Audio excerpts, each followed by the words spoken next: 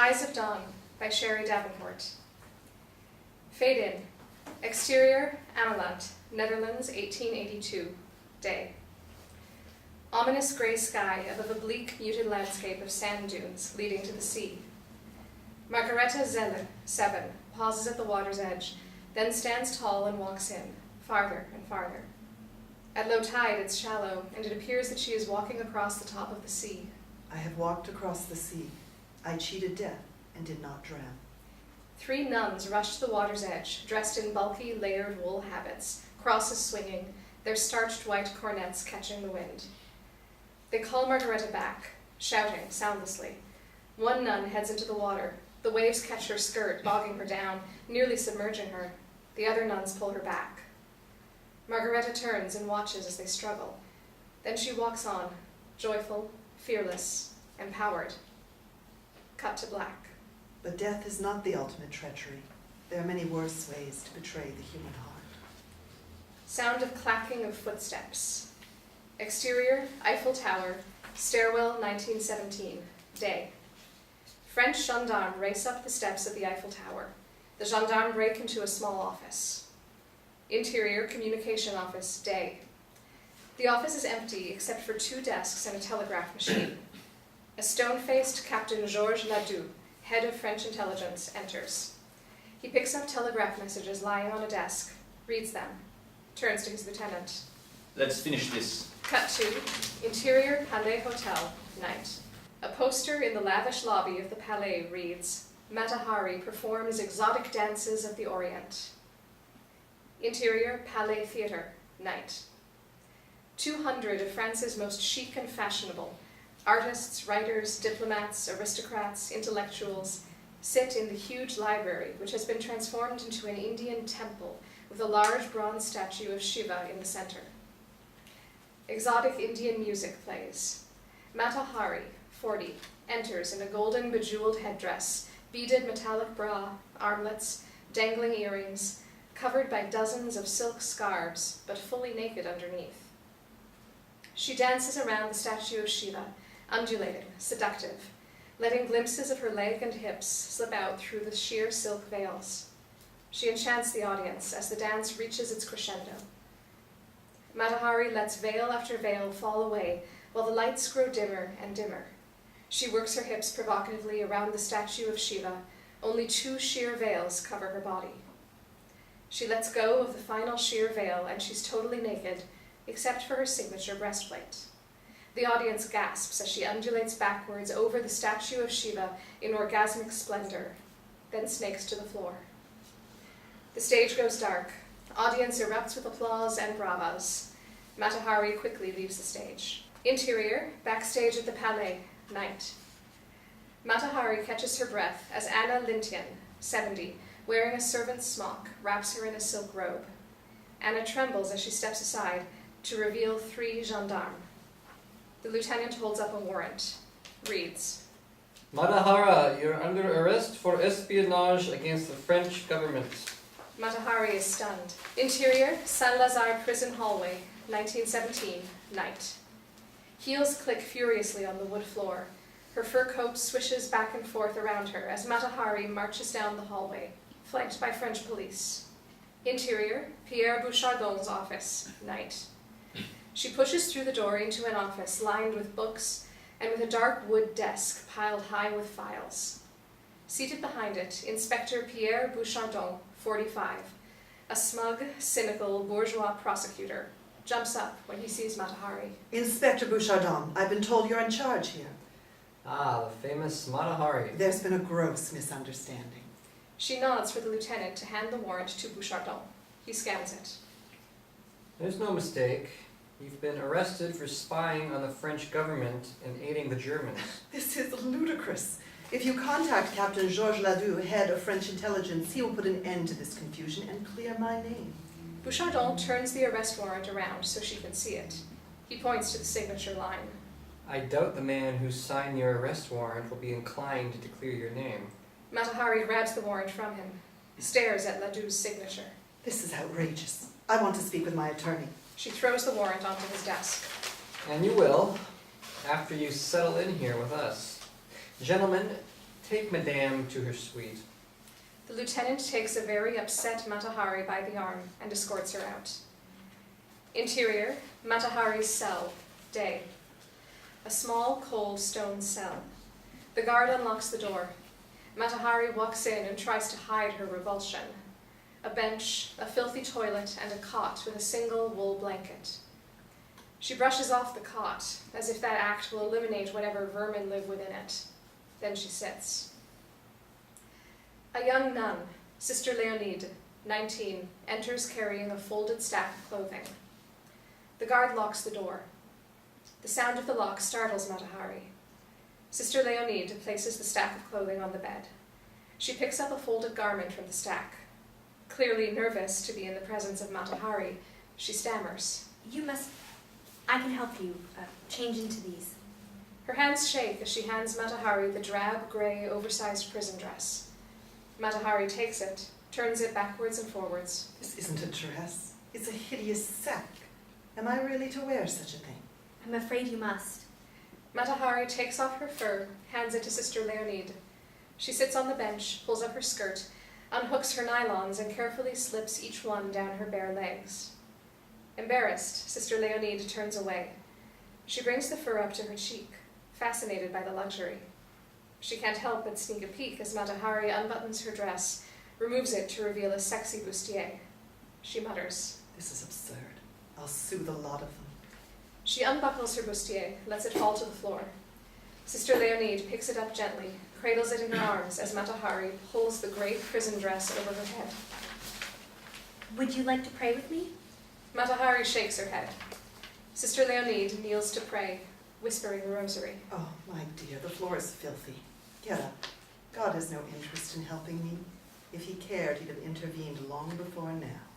The young nun gets up, gathers Matahari's elegant clothes, and folds them into a burlap sack, while Matahari slips on the socks and slippers provided her. You are still a child of God. He is merciful even for the worst of sinners. And what can you know about my sins? I have read about your life. You know nothing about my life. Matahari scoffs, sits down on the cot. Go along. Others need your prayers much more than I. Sister Leonide picks up the burlap sack and leaves. Matahari curls up on the cot, hugging herself to get warm. She whispers to the wall. You know nothing about my life. Sound of rowdy children laughing. Interior, Dutch grade school classroom, 1892. Day. 16-year-old Margaretha Zelle stands in front of a classroom of rowdy fourth graders. She tries in vain to get them to settle down. They pay no attention. Herr Wybrandus, a fat, middle-aged teacher and Margaretha's advisor, enters the room. He whacks the door jamb with his wooden ruler. Margaretha jumps. The children shut up and quickly take their seats. Herr Wybrandus glares at Margaretha. My office, Miss Dell, after class. As he leaves, one of the children throws a wad of paper that just misses Margaretha's head. Interior, Herr Wybrandus's office, day. Margaretha stands in front of Herr Wybrandus's desk. He has a ruler in his hand. Come around my desk. She does as she's told. He takes her hand and raps her knuckles with the ruler. She pulls her hand back in pain. That is how you handle insolence. She nods. He holds the ruler out to her. When she takes hold of it, he pulls her to him, turns her so that she's facing the door, and cups her breast in his hand. Surprised, she freezes. He begins to sweat as he moves his other hand up her skirt. She gasps and tries to move away, but he pulls her to him, whispering in her ear. Sit on me.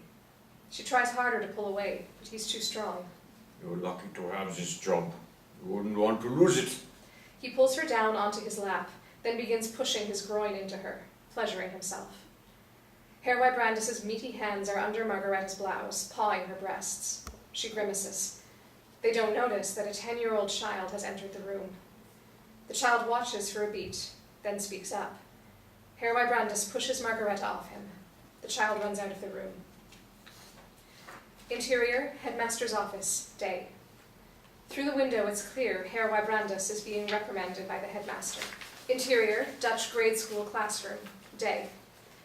The headmaster stands watching as Margaretha packs up her belongings. Of course, you'll understand, a woman with your morals. We can't have you teaching the children. Margareta turns to the headmaster to protest, but doesn't. She picks up her satchel and walks out the door. Exterior, market, day. As Margareta leaves the market, she nearly runs into a mother walking with her small son, a boy from Margareta's class. He begins to greet her, but his mother whisks him away. Margareta wraps her scarf tightly around her head and walks on. Interior, Margareta's uncle's house, kitchen, day. As she wraps up scraps and pieces of newspaper, Margareta spots a personal ad. It reads, "Captain of the Army of the Indies on leave in Holland, seeks to meet girl of pleasant character for matrimony. Must be willing to travel." She tears it out, stuffs it in her pocket. Margareta catches her reflection in the mirror on the door. She pushes up her small breasts, frowns, then tears out a newspaper page, wads it up, and stuffs it into one side of her bra. Does the same with the other side. Admires her new enlarged bosom. Exterior, Margareta's uncle's house, day. Rudolph MacLeod, 38, a tall, balding gentleman in uniform, knocks at the door. Margareta's old Uncle Dietmar opens it. MacLeod tips his hat. Margareta appears behind her uncle. I'm Captain Rudolph MacLeod, come to call on Miss Margareta Zell. He bows to Margareta. She takes his arm. They walk into the parlor. Uncle Dietmar closes the door. Interior, Matahari's cell, 1917, morning. The cell door slams open. A guard enters. Matahari, illuminated by a beam of morning light cascading from a high window, startles awake. Inspector Bouchardon wishes to see you. Matahari shudders from the cold, orients. I'm barely awake. Bouchardon can wait. The guard doesn't move. Finally, she rises from her cot. Interior, Pierre Bouchardon's office, day. A fire glows in the fireplace. Inspector Bouchardon stands at the window, drumming his fingers against the glass. The guard leads Matahari in, leaves. Matahari curls up in the leather chair in front of the fireplace. The accommodations, I hope you found them up to your standards. Smug does not become you. As Matahari leans forward to warm herself, the round neck of her oversized grey prison dress slips off her shoulder. Bouchardon notices. He clears his throat, moves quickly to his desk, picks up a file. Matahari smiles, speaks in a sultry voice. I make you nervous. Why is that? We're here to talk about you. On March 23rd, you were stopped at the Belgian border. 2 days later, you boarded a train to Madrid. Why? I've told you. Speak with Captain Ladoux. He'll explain everything. I want you to tell me. I was doing what I've always done, making my own way in the world. So you did it for money. I did many things for money and for love. None were crimes. You gave military secrets to the Germans for money. I gave military secrets to no one. Bouchardon reads from the file. Name, Margareta Zell MacLeod, aka Matahari, fluent in German, affairs with German officers, crossed 4 borders in 1 week's time, train tickets to Berlin, Sauterne, Cambrai, Madrid. Matahari shakes her head, gazes at the fire. That's your evidence? That I'm well-traveled and am acquainted with German men? Bouchardon sits on the edge of the desk in front of her. Tell me about your meetings with Officer Greybel, Captain Trogot, Count Menair, Major von Kahl, the Crown Prince himself. He crosses his arms, stares at her. They were all men in positions to influence the war, to undermine the French military strategy. Tell me what you remember of your meetings with them. Matahari smiles coyly. I remember the beautiful buttons on their jackets, the whiskey they drank, their touch, their gifts. I satisfied all my caprices and theirs. She turns back toward the fire. Yes, I remember them. But these, Inspector Bouchardon, are not memories of a spy. You were in Germany when the war broke out. You met with Major von Kahl there. I spent time with many German officers. And what did you do for these German officers? Matahari pauses. The fire crackles. I danced for them. Interior, Metropole, Berlin, 1914, night. The smoke-filled theater is packed with German soldiers. Matahari dances, slowly, seductively, to Indian music. She deftly swirls scarves around her body, hiding then revealing thighs, hips, rump. She finishes her dance. The stage goes black, the crowd goes crazy. Interior, dressing room, night. Anna takes a bouquet of flowers from a gentleman caller and tries to make room for it on the dresser. Matahari greets each of the men who have visited to offer her a bottle of champagne or more flowers. Thank you for making my stay here in Berlin so delicious. Now you must be on your way so I can dress. She gestures to the door.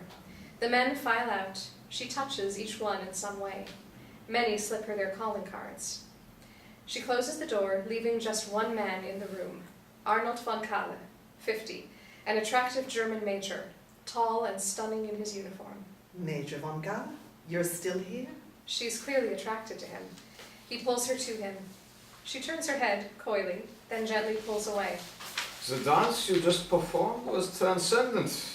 You must meet me at my hotel for a late dinner. I'm flattered, but I have several parties to attend this evening. Von Kalle takes a satin box out of his pocket, opens it to reveal a stunning jeweled bracelet. Perhaps this will change your mind? He takes it out and puts it on Matahari's arm. Then he kisses her hand and slips a card into it. I'll be waiting in my suite. He leaves. Matahari stares at the door for a beat, then fondles the bracelet lovingly, smiles, and begins to touch up her makeup. Interior, Bouchardon's office, day. Matahari stares into the fire, transfixed, lost in her daydream. Please pay attention. You met Major von Kalle in Berlin. Was that when he introduced you to his operative who would become your informant in France? I met no undercover operative. There was no crime in entertaining admirers, even German admirers then. I've done nothing wrong. Bouchardon throws the file onto his desk. According to this, your whole life has been a series of wrongs, of fabrications and lies. Do you understand that if you don't cooperate with me now, in this office, you'll be charged with treason and a military council who will decide your fate? And do you understand that the punishment for treason is death? Matahari turns and leans into the desk, all business. And do you understand that there are men in higher positions than yours, Inspector Bouchardon? Men who adore me and have the power to put your job at risk. Containing his rage, Bouchardon leans towards her. My job is quite secure. Your life, however, hangs in the balance. You have 1 week to tell me exactly what information you shared with Major von Kalle and who provided you with that information. If you are not forthcoming with these details, your case will go to trial. Guard! The guard enters. Matahari stands. There will be no further exchange between us until I see my attorney. Interior, Matahari's cell, day. The guard shoves Matahari into her cell. She pulls away, rubbing her arm where he grabbed her. How dare you! My attorney will hear about this. She kicks the bars, then paces the cell. The prisoner in the next cell drags a spoon across the cell wall, over and over again. Matahari holds her hands to her ears to push back the sound. It continues. Exhausted, she leans back against the wall, touches a braided cord wrapped around her wrist. She closes her eyes and speaks out loud. Vadim. The sound from the next cell turns into the clickety-clack of a train track as a train speeds over it. Dissolve 2. Interior, train from Berlin, November 1914, day. There are ominous-looking German guards on every train car. Men on the train are reading newspapers with headlines that scream the beginning of the war. Matahari looks out the window as the fields go by. The steward walks through the car, announcing the train's arrival in Paris. Matahari gathers her things, relieved to be home. Interior, train station, Paris, day. The platform is filled with soldiers, saying goodbye to lovers and family. Matahari stands next to a station agent, looking at her luggage, which is beat up and broken open. She opens a trunk. It's half empty. She's furious. As you can see, the lock on my trunk was tampered with and furs are missing. She pulls out a full-length raccoon coat. This is all that's left. The sable, my beautiful mink, and the red fox stole are all missing. You will have to file a report with the agent at the station where the train departed, which in this case was He reads her ticket, smirks. Berlin. I'm afraid your furs are lost for good. That's all you have to say? Do you know who I am? I want to talk to your superior. She hears a voice behind her. I'm afraid, Margareta, your furs have become a casualty of war. Matahari turns to see a handsome 45-year-old Vadim Maslov wearing a Russian uniform. Her face lights up. Vadim! Interior, Matahari's cell, night. Matahari wakes with a start, calling out Vadim's name. Sister Leonide is there, sitting on a bench, reading her Bible. She's brought Matahari a tray for her dinner. Matahari is disoriented, tries to make sense of where she is. It's all right, I'm here. She moves from the bench, sits down on the edge of the cot. You were calling out a name. Vadim? My fiancé, my savior. I need to be with him. She sits up, hugging the blanket to her. She turns to the nun. You must know someone who can get me out of here. Can't you do something? Sister Leonide shakes her head. I can only pray for you, but perhaps your attorney can help. Matahari's eyes brighten. Sister Leonide smiles. He's here? Why didn't you tell me? I thought you should eat first. I'll eat when I return home. She pounds on the cell door. The guard opens it, revealing Edouard Clunet, Matahari's old friend and lawyer, a kind 74-year-old man, short, balding, wearing a crumpled suit. His glasses are constantly slipping down his sweaty, round face as he squints to see through the cloudy lenses. Matahari hugs him as he enters. This is such a nightmare. I know. I'll do whatever I can to get you released as quickly as possible. Yes, we must make a plan. According to Inspector Bouchardon, Captain Ladoux was the one who ordered my arrest. That's unfathomable. She begins to pace, thinking. Is it possible they forged the document? I've seen the warrant and it appears to be authentic. Then we are not to trust him. Sister Leonide clears the soup bowl from the cot, sets the tray on the bench, stands quietly by the cell door. Matahari gives Clunet a list of names she has scribbled on a scrap of paper. There are others who will come to my aid, I'm certain. You must contact the Duke, of course, and Sir Robert, Count Renaud, and Ambassador Freeland. There are many with influence who will vouch for you. This Inspector Bouchardon is such a dreadful man. Clunet casts a suspicious eye on Sister Leonide. She'll do us no harm. Humor in, but don't be too forthcoming until I've had a chance to do a bit of digging. And I think I should officially contact Ladoux's office on the chance this is all a mistake. Of course. He takes Matahari by the hand, and they sit on her cot. But I also have some good news. I met with MacLeod's attorney again in Almer. Has he agreed to let me see my daughter? No, I'm afraid legally you're still restricted from contacting her. They continue to claim your life doesn't offer the stability a young girl needs. But looking at the records, I see that she will come of age shortly. Matahari stares at Clunet, not understanding. None will legally be an adult, and as such can do what she pleases. Contact whomever she wants, move out of her father's house. Matahari clutches her chest, gasps. Oh, Edouard, none will be free of him finally. He nods. But I know him. He'll make her stay. He'll prey on her good nature, tell her he can't live without her. He'll do anything to keep her. I'll go meet with her myself. Bring her to you. No, she can't know I'm here. Wait until I'm freed. Hopefully MacLeod has not so fully poisoned her against me. She will adore you. Matahari reaches under the folded blanket on her cot, pulls out a photo of her with 2 children, shows it to Clunet. She was only 9 the last time I saw her. I've missed her whole life. Now she's the same age I was when I married. There are so many things I didn't know, things I need to tell my daughter. She grabs Clunet's arm. You must get me out of here. She needs me. I need her. Clunet returns the photo. I'll meet the contacts on your list. Let me get started. Clunet stands. Matahari gets up. I'll be out of here soon, yes?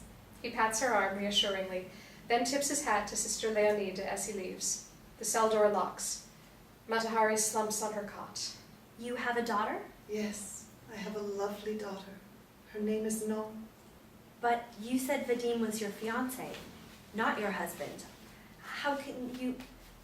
The Bible says it's a sin. Sister Leonide can't hide her shock. Matahari interrupts. I had a husband a long time ago.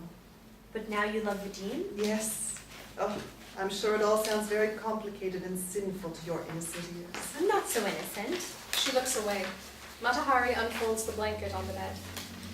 Tell me about Vadim. I mean, I would like to hear about him if you... Matahari is surprised that Sister Leonide is interested. You're interested in love, are you? But isn't the Bible against desires of the flesh? I wasn't always a nun. She sits down on the bed, motions for the nun to sit down next to her. Well, to understand my love for Vadim, you must understand the man I married, the father of my children. Children? But Matahari puts her finger to the young nun's lips. She pulls the wool blanket around her shoulders, sits up against the wall. 2 children and a husband, Captain Rudolph MacLeod, who I thought was the man of my dreams. Interior, MacLeod's house, dining room 1892, night. MacLeod sits at the head of the table eating.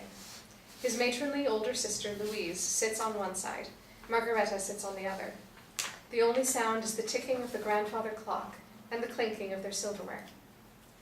Margareta and I are going to be married. Louise freezes for a beat, then lays her fork and knife down on her plate. she's half your age and has no breeding. Margareta clears her throat, staring at her plate. But I will make him happy. What? Speak up, girl. MacLeod heard Margaret. He wipes his mouth with a napkin to cover his half-smile. I am one of the only officers without a wife. It's a burden. Louise begins to protest, but before she can speak, he pushes his chair back, gets up. There will be no discussion. I'm marrying Margareta, and we will return to Java together. As my sister, you will help her plan a simple wedding. He tosses his napkin down, leaves the table. Louise glares at Margareta, who can barely contain her joy. She smiles, picks up the bread basket. More bread? Exterior, SS Princess Amalia, day. View out on the very rough grey ocean. Interior, SS Princess Amalia, day. MacLeod is positively green, sweaty and seasick. He sits next to a very pregnant Margareta on deck. She holds his arm tightly. He turns to the side, gags, close to vomiting. He turns back around, closes his eyes. Margareta tightens her grip on his arm. She lets out a gasp of pain, grabs her burgeoning belly. Interior, cabin inside ship, night. Aided by 2 women, Margareta is in a small cot in the throes of childbirth. Later, MacLeod sits next to her as she holds their baby. Thank you for giving me a son. He carefully takes the baby from her, nuzzles him. Margareta smiles, surprised at his tenderness with the baby. You have a son and a daughter. Interior, Matahari's cell, 1917, day. Matahari shows Sister Leonide the photo she had shown Clunet. This is Norm, and this is my darling Norman. She strokes the face of her son in the photo, as if her touch will resurrect him. Dissolve 2, exterior Java port, 1895, day. The SS Princess Amalia in port. Exterior road in Java, day. 2 Javanese men pull a cart filled with luggage behind Margareta, MacLeod, and the baby as they walk across the white sand, then onto a road. A small Javanese man, Tekandi, leads the entourage. He's a man of few words, who is not only resourceful, but is tuned in to all that goes on in the small village. He leads the group from the road onto a path leading into lush jungle. Only a short walk from here to house. See in the distance the volcano, Naga Parwa. Underworld dragon once lived there. He points to the volcano off in the distance. Margareta looks and trips over a vine in the path. Tekandi catches her and laughs. Then he points to a piece of volcanic rock on the ground, black with craters like the moon. Lava rock, very rare and lucky. He picks it up and gives it to Margareta. Nagapado became angry at the gods one day and rushed down the mountain blowing burning lava over everything, but the sea rose up and sucked him into her depths. Now he sleeps there and waits. Waits for what? For those who venture too far into deep waters. Oh, stop filling your head with such nonsense. Margareta puts the rock into her pocket and they walk on. Exterior, Java house, day. The small 2-story house in the clearing is simple with a bamboo floor and big windows that open to a wide porch. Tekandi leads them up the stairs, opens the door. MacLeod carries the baby in. Margareta stops on the porch to look out on her beautiful new world. Bougainvillea lines the path. Lush mango and palm trees surround the grassy clearing. In the distance, she can see white clouds circling the top of the volcano. She takes a deep breath, then joins the others inside. Interior, Java house, day. Takandi stands proudly by his wife, Kidul, a small Javanese woman who will be their housekeeper. This is my little boy, Kidul. She bows, then hurries back into the kitchen. These windows must be covered. Takandi, fetch some netting so we can cover them before nightfall. Takandi bows, rushes off.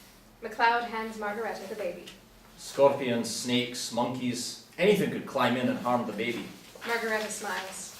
You think that's funny? Keeping my son safe is a joke. No, of course not. But all your worrying's making you cross. I want us to be happy in our new home. It's my son's safety that matters, not your happiness. Margareta whispers under her breath as she puts the baby into the bassinet. He's my son too. What? She stands and faces MacLeod. I said he's my son too. MacLeod grabs her by the arm, pulls her toward him so they're face to face. You're hurting me. Good. Then you'll remember that here in my house I am in charge. It is not your place to cross me or talk back. Do you understand? He lets go of her. She's stunned by his declaration, moves quickly back to the baby. MacLeod brushes his finger over the bookshelf, shows Margareta the dirt. Make sure Kiddo cleans thoroughly before you unpack. Christ, it's hot. Takandi, where are you? MacLeod grabs a bag filled with tools and goes looking for Takandi. Margareta picks up the baby, hugs him. We will be happy. We will, I promise. Hush, hush. Time to be sleeping. Exterior, village street, day.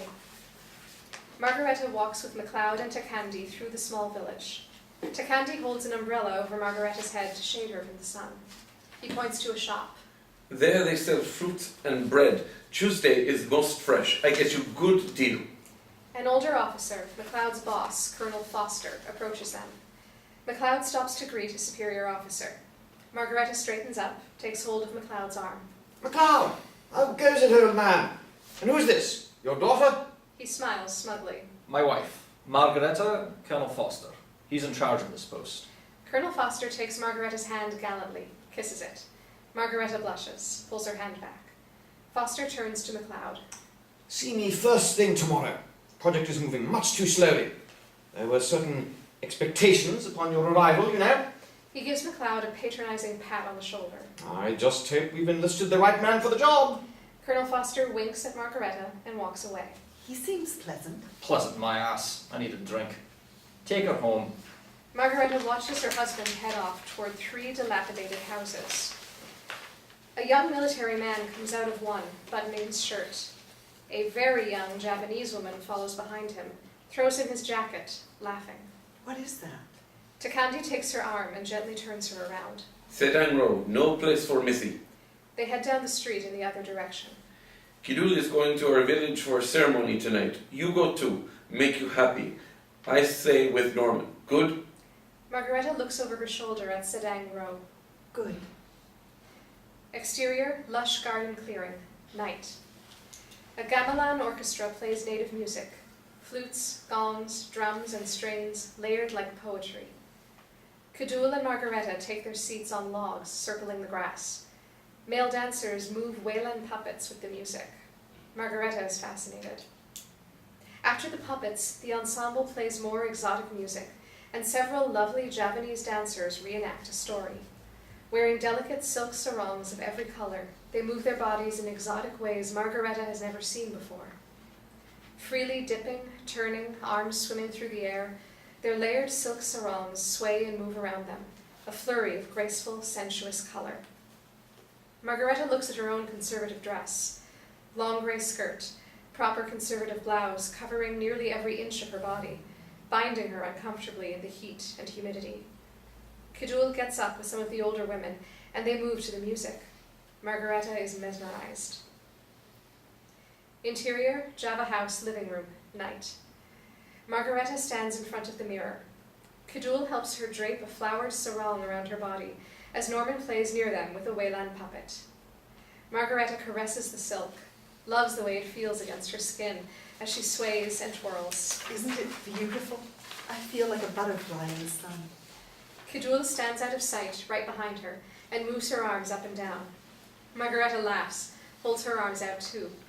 Kidul turns Margareta's hands so they're flattened, palms uplifted up to the sun. Now you look like our god Shiva. She begins to move behind Margareta, all 4 palms uplifted.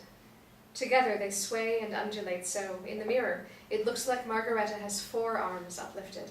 Captain worked late so many nights. Good that he comes home tonight. I take Norman to bed. Kudul picks up Norman and the puppet, leaves Margareta looking tantalizing in the fading light. She hears MacLeod lumbering up the stairs outside and tries to look relaxed, but can't hide her excitement.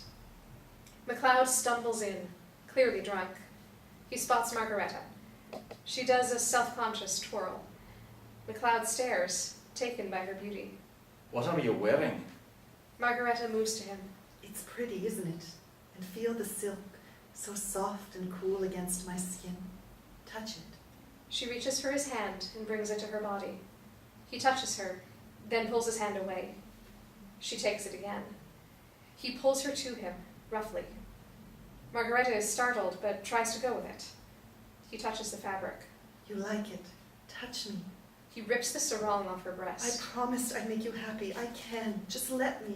He kisses her breast roughly. Yes, love me, please. He pushes her up against the wall, unzips his pants, enters her, and begins to pound away. When he's done, he pulls away and grabs his coat. You look like a whore in that thing. Take it off. Margareta is stunned. Tears run down her cheeks. He stumbles toward the door. Don't go. Stay with me. Stop this. Why can't you just be like the other wives? Just do what you're supposed to do. Rudolph, I'm pregnant. Oh, Christ. He leaves Margareta in tears, holding the ripped sarong material to cover her body. Interior, Java house, bedroom, morning. Margareta awakens alone in her bed. The sarong lies limp on the chair. She gets up, puts on her robe. Interior, kitchen, morning. Kudul is feeding Norman. Margareta looks out on the porch, to the couch where MacLeod usually passes out. No MacLeod. Have you seen the captain? Kudul shakes her head, no. Margareta walks outside. Exterior, Java Road, day. She walks down the road, sees something. It's MacLeod, passed out in his filthy uniform. She stares at him, watches butterflies sunning themselves on his bald head. She wakes him and helps him to his feet. Silently, they walk toward home. Sound of the clank of metal against metal. Interior, Matahari's cell, night. The cell door opens, startling both Matahari and Sister Leonide from their reverie. Inspector Bouchardon is waiting. But it's the middle of the night. He can wait until morning. She pulls the wool blanket over her. The guard walks into the cell, all business. He touches the handcuffs dangling from his belt. He will see you now. Matahari stares at him for a beat, then gets up from the cot, straightens her dress, pushes her hair away from her face. Sister Leonide jumps up too, whispers to Matahari. God would forgive you for leaving such a man.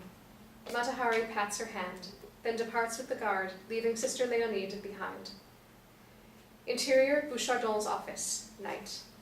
Matahari sits in the leather chair. Bouchardon sits behind his desk. Do you not sleep? There will be no sleeping until you tell me what I want to know. When was the last time you visited the Eiffel Tower? What? You heard me. Are you a regular visitor to the top of the Eiffel Tower? I have lived in Paris for 20 years and I have never been to the top of the Eiffel Tower. You have never been to the top of the Eiffel Tower. I see. He looks down at a pad of paper on his desk. How much did Van Cal pay you for the classified information you provided him? I did not give Von Kale any classified information. But you did give his associate information for money. Bouchardon gets up. I don't know what you're talking about. He picks up a file from his desk, opens it, moves toward her. He shows her a photo of Kramer. Such a short memory. His name is Boris Kramer. He works for Von Kale when he was apprehended leaving your apartment 2 weeks before you were arrested. I know nothing about a Boris Kramer. Bouchardon pushes the photo closer to her face. Take a closer look because he certainly knows about you. In fact, he told us he paid you 20,000 francs for classified information. Matahari crosses her legs nervously. Bouchardon paces. He's lying. I want to know who supplied you the information you shared with Boris Kramer. Matahari sits up tall, tries to deflect. I don't know this man. We have Kramer in custody. Shall I bring him in so we can all talk? Did it not occur to you that he would say anything to focus suspicion on someone else? I know Inspector, but even I can figure that out. Bouchardon bristles, leans in. If Mr. Kramer wasn't at your apartment to gather information, then why was he there? A spot of tea? Or perhaps to have his caprices satisfied? Is 20,000 francs the going rate now for a date with notorious Matahari? Matahari stands up. I don't have to sit here and listen to this. Oh, but I'm afraid you do. His mood changes. He raises his voice. Sit down! She sits. He gets in her face. Is Agent H21 your spy name? Matahari considers this for a moment, then laughs. If I am not a spy, how can I have a spy name? You have a very active imagination, Inspector. But I did not imagine Boris Kramer. He's very real. So was the 20,000 francs he paid you. He slaps the picture of Kramer down on his desk. Guard! Interior, Matahari's cell, night. The guard thrusts Matahari back into her cell. She collapses on the bench, clearly worried. She is haunted by the photo of Kramer and remembers the night Kramer visited her. Interior, Matahari's apartment, 1917, day.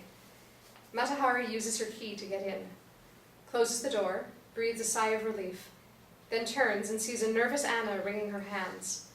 Behind her stands Boris Kramer, a beefy man, early 40s, dressed in a cheap trench coat. Who are you? Kramer, I'm sure you've been expecting me. Anna senses Matahari's discomfort. She feels terrible about contributing to it. He said you were friends and it was imperative that he see you. I didn't want... It's all right, Anna. She hands Anna her wrap. Take this in the other room. Anna leaves. Matahari goes to her desk, pretends to look through mail, spots the newspaper. I expect flowers from a gentleman caller, and yet here you are, empty-handed. Her hands are shaking. She tries to cover. Do you have information to report? Matahari picks up a piece of mail while her eyes scan the newspaper page. What kind of information? Wonkara is expecting useful information. Matahari still doesn't make eye contact, lowers her voice. I don't know what you're talking about. Kramer shows he has a gun in a holster across his chest. I'm not here to play your games. She spots a newspaper report from the front. Her voice cracks as she reports to Kramer. I have heard only that French troops are getting ready to land behind enemy lines. Where? I'm not certain, but I did hear the city of Freiburg mentioned. Anything else? That's all. Is that not worth some amount of money? Kramer pulls out 20,000 francs, lays them on the table. Anna watches the interaction from the hallway. Kramer leaves without saying goodbye. Matahari quickly gathers up the cash and stuffs it into her bra. Anna enters, trembling. Come, sit. Matahari and Anna sit across from each other at the table. Anna is wringing her handkerchief, very distraught. Who was that man? Someone who wished me harm, but he will not bother us now. Anna begins to tear up. Matahari pats her hand. Dear Anna, there is nothing to worry about. Tell me, how much money is in the tin? There is no money. I've had to sell more of the jewelry. Anna hangs her head. It's all right. What pieces are left? Only the emerald brooch and a jade necklace, as well as the blue sapphire bracelet. You must sell the emerald. Hold on to the jade, but never sell the sapphire bracelet. It will be Non's one day. And put this money into the tin. We will need it. She takes the 20,000 francs out of her bra, gives it to Anna. They hear a commotion outside. Anna goes to the window, pulls back the curtain, and motions to Matahari. She joins Anna, sees two gendarmes hauling Kramer away in a carriage. Matahari quickly pulls the shades. Is it going to be all right? Matahari tries to sound confident, pats her arm. Of course. You mustn't worry. Matahari's eyes are drawn to the pulled shade. Interior, Matahari's cell, night. Matahari sits up with a start. It's raining. She yells out. Guard! She goes to the door, rattles it. She bangs on it again, yells out. Please, someone! The door finally opens. The guard lets in Sister Leonide, carrying her Bible. She's shaken by the condition in which she finds Matahari. I must speak with my attorney, Monsieur Clunet. It is the middle of the night. I don't care. Contact him at this address, please. It must wait until morning. Sister Leonide guides Matahari toward her cot, struggling to find a way to comfort her. You're trembling. Let me cover you. The sister holds out the blanket, tries to wrap it around Matahari's shoulders. She pushes it off, upset. Of course, I'm trembling. I'm being falsely accused and my fiancé is lying wounded in a hospital bed. He needs me and I'm here in this hellhole. Matahari sits down in a huff. Sister Leonide isn't sure what to do to help. Perhaps I could read to you. Psalm 23 always helps me when I'm afraid. Matahari laughs, shakes her head. I'd rather you just sit here with me. They sit quietly for a beat. May I ask, with all the men you have known, why Vadim? Matahari smiles. I have known many men, but in my heart I have only known Vadim, Why? because he danced with me. She smiles, remembering. Exterior, Java House, 1899, evening. Margareta sits on the front porch of the house. She's back wearing traditional conservative dress, but is barefoot. She weaves flowers into 4-year-old Non's hair. 5-year-old Norman, barefoot and shirtless, plays with the well-worn Wayland puppet, speaking to it in Javanese he's learned from Kajul and Takandi. Takandi comes, gives Norman a wooden sword he's made for him. Norman is thrilled, begins enacting swordplay. Non is a gorgeous girl with her mother's long, wavy, dark hair and mahogany-colored eyes. Margareta finishes weaving the last flower. Non holds the lava rock and turns it over in her hands. Mommy, tell me again why it's such a special rock. Margareta finishes weaving the last flower. Because it was saved from the evil dragon by a wave from the sea. That makes it very lucky. Go put it back on the shelf. Non runs into the house. Margareta picks up a mango from a bowl, begins pulling its skins off. Non comes back, takes a piece of mango and feeds it to Margareta. The juice drips down Margareta's chin. McLeod walks out onto the porch, dressed in his formal officer's uniform. Goes up to Norman. Give me that thing. He takes the sword, breaks it. An officer's son should play with a gun. There's a definite chill between McLeod and Margareta. She stands up, goes to comfort a crying Norman. I should be going with you tonight. It's Christmas. All of the other officers' wives will be there. With bare feet and mango juice running down your face. He shakes his head and stomps down the stairs. Margareta stares after him, wiping the juice off her chin. Then she takes Norman by the hand. They pick up the broken sword. She shows him that it still works. He starts to play again. Margareta goes inside. Kajula and Non follow. Interior, Java House, bedroom, evening. Margareta pulls a gorgeous sarong out of the closet, lays it on the bed, kisses Non on the head. Mama is going to the party. She goes to her dressing table. Kajul joins her there. Non sits on the bed, running the silk through her hands. You'll be the prettiest one, and Papa will dance with you all night. Kajul smiles, begins to brush Margareta's hair as she puts coal shadow around her eyes. Your name should be Matahari. Margareta laughs. Why?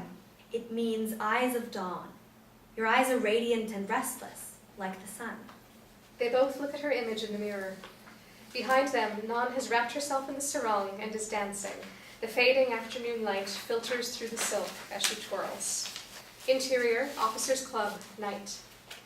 Some officers are gathered at the bar, while their wives, all in conservative formal dress, chat together across the room. A few couples are dancing. Everyone notices as Margareta enters, looking gorgeous and exotic in her sarong. She spots McLeod, walks up to him. He's shocked and not at all pleased to see her. What the hell are you doing here? I came to dance with you. Margareta is suddenly aware that others are watching. Her confidence begins to dissolve. She can feel her face flush. Dance with me, please. She takes his arm.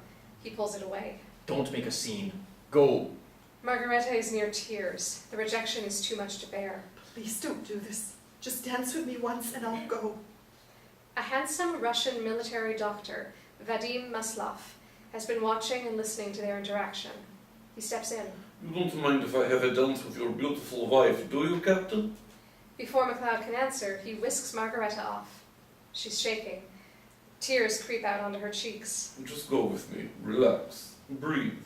He's a fool. You look beautiful. She lets out a gasp, so close to breaking down from the embarrassment. He holds her closer, confidently leading her around the floor. They dance, and she relaxes for a moment in his arms. Interior, Matahari's cell, night. Sister Leonide stares dreamily at Matahari as she finishes the story. She doesn't notice Matahari is unsettled by her reminiscences. He is like a savior. I mean, not like the savior. No one is like him, of course. Embarrassed at her near blasphemy, she quickly kisses the cross that hangs around her neck and whispers. Father, forgive me. Matahari forces a smile. I'm sure you're forgiven. And don't worry, Vadim is worthy of your praise. I'm very tired. You can go. Sister stands up. Of course, you should sleep. But first we must pray. Save your prayers for Vadim. Good night. Sister Leonide leaves. Matahari wraps the blanket around herself, seeking comfort that the thin blanket can't provide. She drifts off, remembering the rest of that night at the Officers' Club dance. Interior, Officers' Club, 1899, night. The music stops, and MacLeod is next to Margareta and Vadim on the dance floor. That's quite enough, Dr. Maslov. We'll be leaving now. He takes Margareta by the arm and walks her through the crowd and out the door. Everyone watches. Exterior, Officers' Club, night. They keep walking. MacLeod is white with anger. Margareta stumbles next to him, trying to keep up. I only wanted to... Shut up! Not one more word. Margareta is powerless against his grip. They march on. Interior, Java House, night. They enter the house. MacLeod grabs Margareta and brutally beats her. After, he lets her fall to the floor, grabs his coat, and leaves. On the floor, Margareta is barely conscious. Interior, Matahari's cell, day. The sound of the pouring rain against the prison walls. The guard clangs on the cell door. The doctor is here to examine you. Matahari wakes with a start. I didn't call for a doctor. Rules. Doctor examines prisoners every week. Matahari pushes her messy hair away from her face, sits up, rearranges her prison dress. Dr. Bizard enters. Hardly the picture of health himself, the slump-shouldered, thin doctor is clearly weary from all the despair he sees every day. The guard closes the door, then steps aside as several soldiers go by. Their boots make a horrible racket as they clomp along on the bricks in the hallway. The sound is loud, offensive. Such an awful sound. Where are they going? Taking another prisoner to be executed, I assume. Shall we get on with this? He leads Matahari to her cot, pulls the bench over, sits facing her. He pulls a stethoscope out of his doctor's bag. I'm quite sure it's broken. My heart, that is. She lowers her gown past her shoulders. He looks at her for a beat, then listens to her heart. Do you know what a broken heart sounds like? He doesn't answer. Won't you tell them to release me? He puts his finger to her lips to silence her. Take a deep breath, and another. She breathes deeply. He listens to her lungs, then he folds up his stethoscope. You're in very good health for a woman your age. She smiles coyly. And just how old do you think I am? He laughs, takes a pack of cigarettes out of his pocket, shows her the package. The label reads, Matahari Cigarettes, and features a picture of a dancer dressed in a veil. He gives her the pack. She smiles. Such a famous dancer should not be in prison. Surely you have the connections to get me released. She offers him a cigarette from the pack. He lights up, blows out a long puff of smoke as he stares at Matahari. She takes the lit cigarette from his hands, slowly takes a puff, and releases it. She hands him back the cigarette, lets her hand linger on his as their eyes connect for a beat. A bit flushed, Dr. Bizard picks up his bag and gets up to leave. Matahari stands too and whispers to him as he passes. If you help me, perhaps I will dance for you. He laughs. She walks him to the door. She takes the cigarette from his lips, takes a long drag as he leaves. Alone in the cell, she sits on her cot, looks at the lit cigarette, and then at the package with her picture on it. She watches the smoke rising, and the sound of the rain prompts her to remember. Exterior, Java House, 1900, night. The rains have begun. As it pours down, Takandi smokes a hand-rolled cigarette and stares out from the porch. Kadul sits with 6-year-old Norman and 5-year-old Nam, teaching them more Javanese. A restless Margareta, dressed in a sarong, paces, then looks out into the rain, her eyes glued to the path. She turns to Kadul. The children should go to bed. Wash their feet before you tuck them in. But we want to wait for Papa. Papa's working late. He's always working late. Kadul takes the children by the hand and goes inside. The rain slows, then stops. I'm going into the village. Too late for Missy. I come. No, I'm going alone. He be back. He always come home. She ignores him and heads out. Exterior, village street, night. Margareta steps across puddles as she passes locals and military men with their wives. Exterior, officers' club, night. She pauses before the closed door, takes a deep breath, walks in. Interior, officers' club, night. The place is filled with men and smoke. The manager stops her as she's about to enter the room. Sorry, ma'am. Women aren't allowed unescorted. Will you please tell Captain MacLeod his wife is here? The manager looks away for a beat, then clears his throat.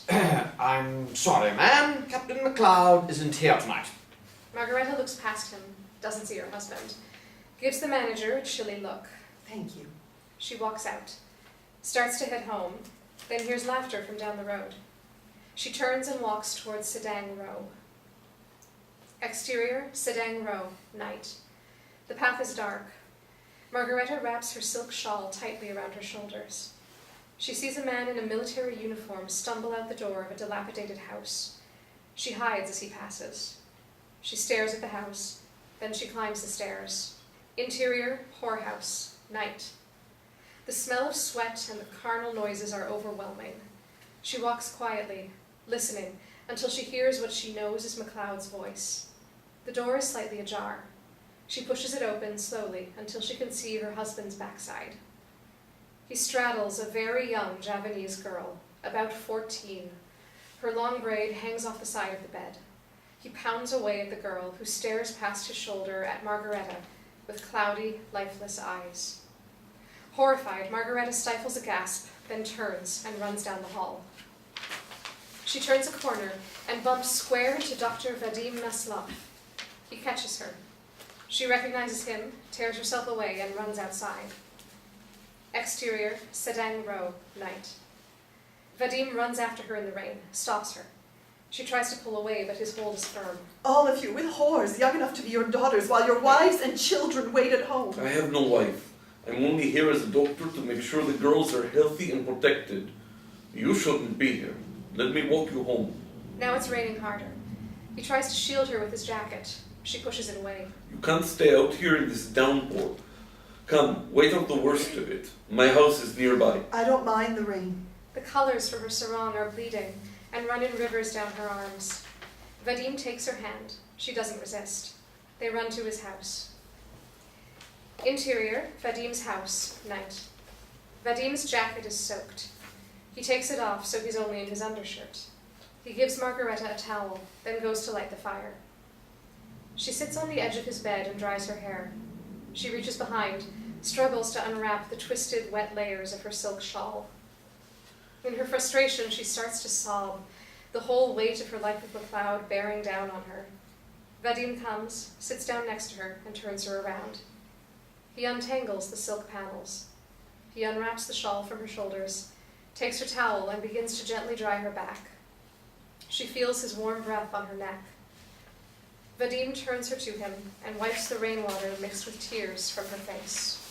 I'm not him. He moves the towel to her breasts and attempts to absorb the moisture from her rain-soaked sarong. Their eyes lock as Margareta slowly unties the knot of her sarong, loosens it so that her breasts fall free. He leans forward and kisses her gently. She responds passionately, his kindness like water in a desert. He pulls back, his eyes searching hers for even the slightest sign of reticence. There is none. She melts into his embrace. They make love. Later, lying in the glow of the fire, he lights a cigarette, takes a drag. Margareta takes it out of his fingers, takes a drag, coughs. He laughs, kisses her, puts the cigarette out. They lie quietly for a beat, listening to the rain outside and the crackling of the fire. Is he there every night? He's there often. She's quiet. How did you come to marry a man so much older than you? Vadim takes her hand, kisses her fingers. After my father left, my mother died of a broken heart.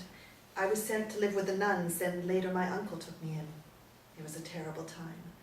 But then Rudolph came and promised to take me away. I leapt at the chance to leave that wretched place. She puts her hand on her heart, then leans up on her elbow. You're a doctor. Do you believe someone can die of a broken heart? He thinks for a beat. Yes. She takes his hand and places it on her heart. They make love again as the rain beats against the roof. Later, Margareta dresses, Vadim watches. You are the most stunningly sensual woman in the entire world. And you have seen all the other women in the world, I suppose? I don't need to. I'll walk you home. No. Will you meet me here again? She doesn't answer, starts to leave, goes back, kisses him passionately, then runs out the door. Interior, Bouchardon's office, day. Matahari strides into Bouchardon's office. Instead of his usual drab suit, he's wearing his dress uniform. She looks him up and down, smiles. You wear your uniform well, Inspector Bouchardon. Bouchardon clears his throat, points to the chair. Matahari moves it closer to feel the heat of the fire. She leans forward and warms her hands. Why must you keep my cell so cold while you sit here in warmth? You should not be comfortable after what you've done. And tell me again exactly what you think I've done that's so heinous.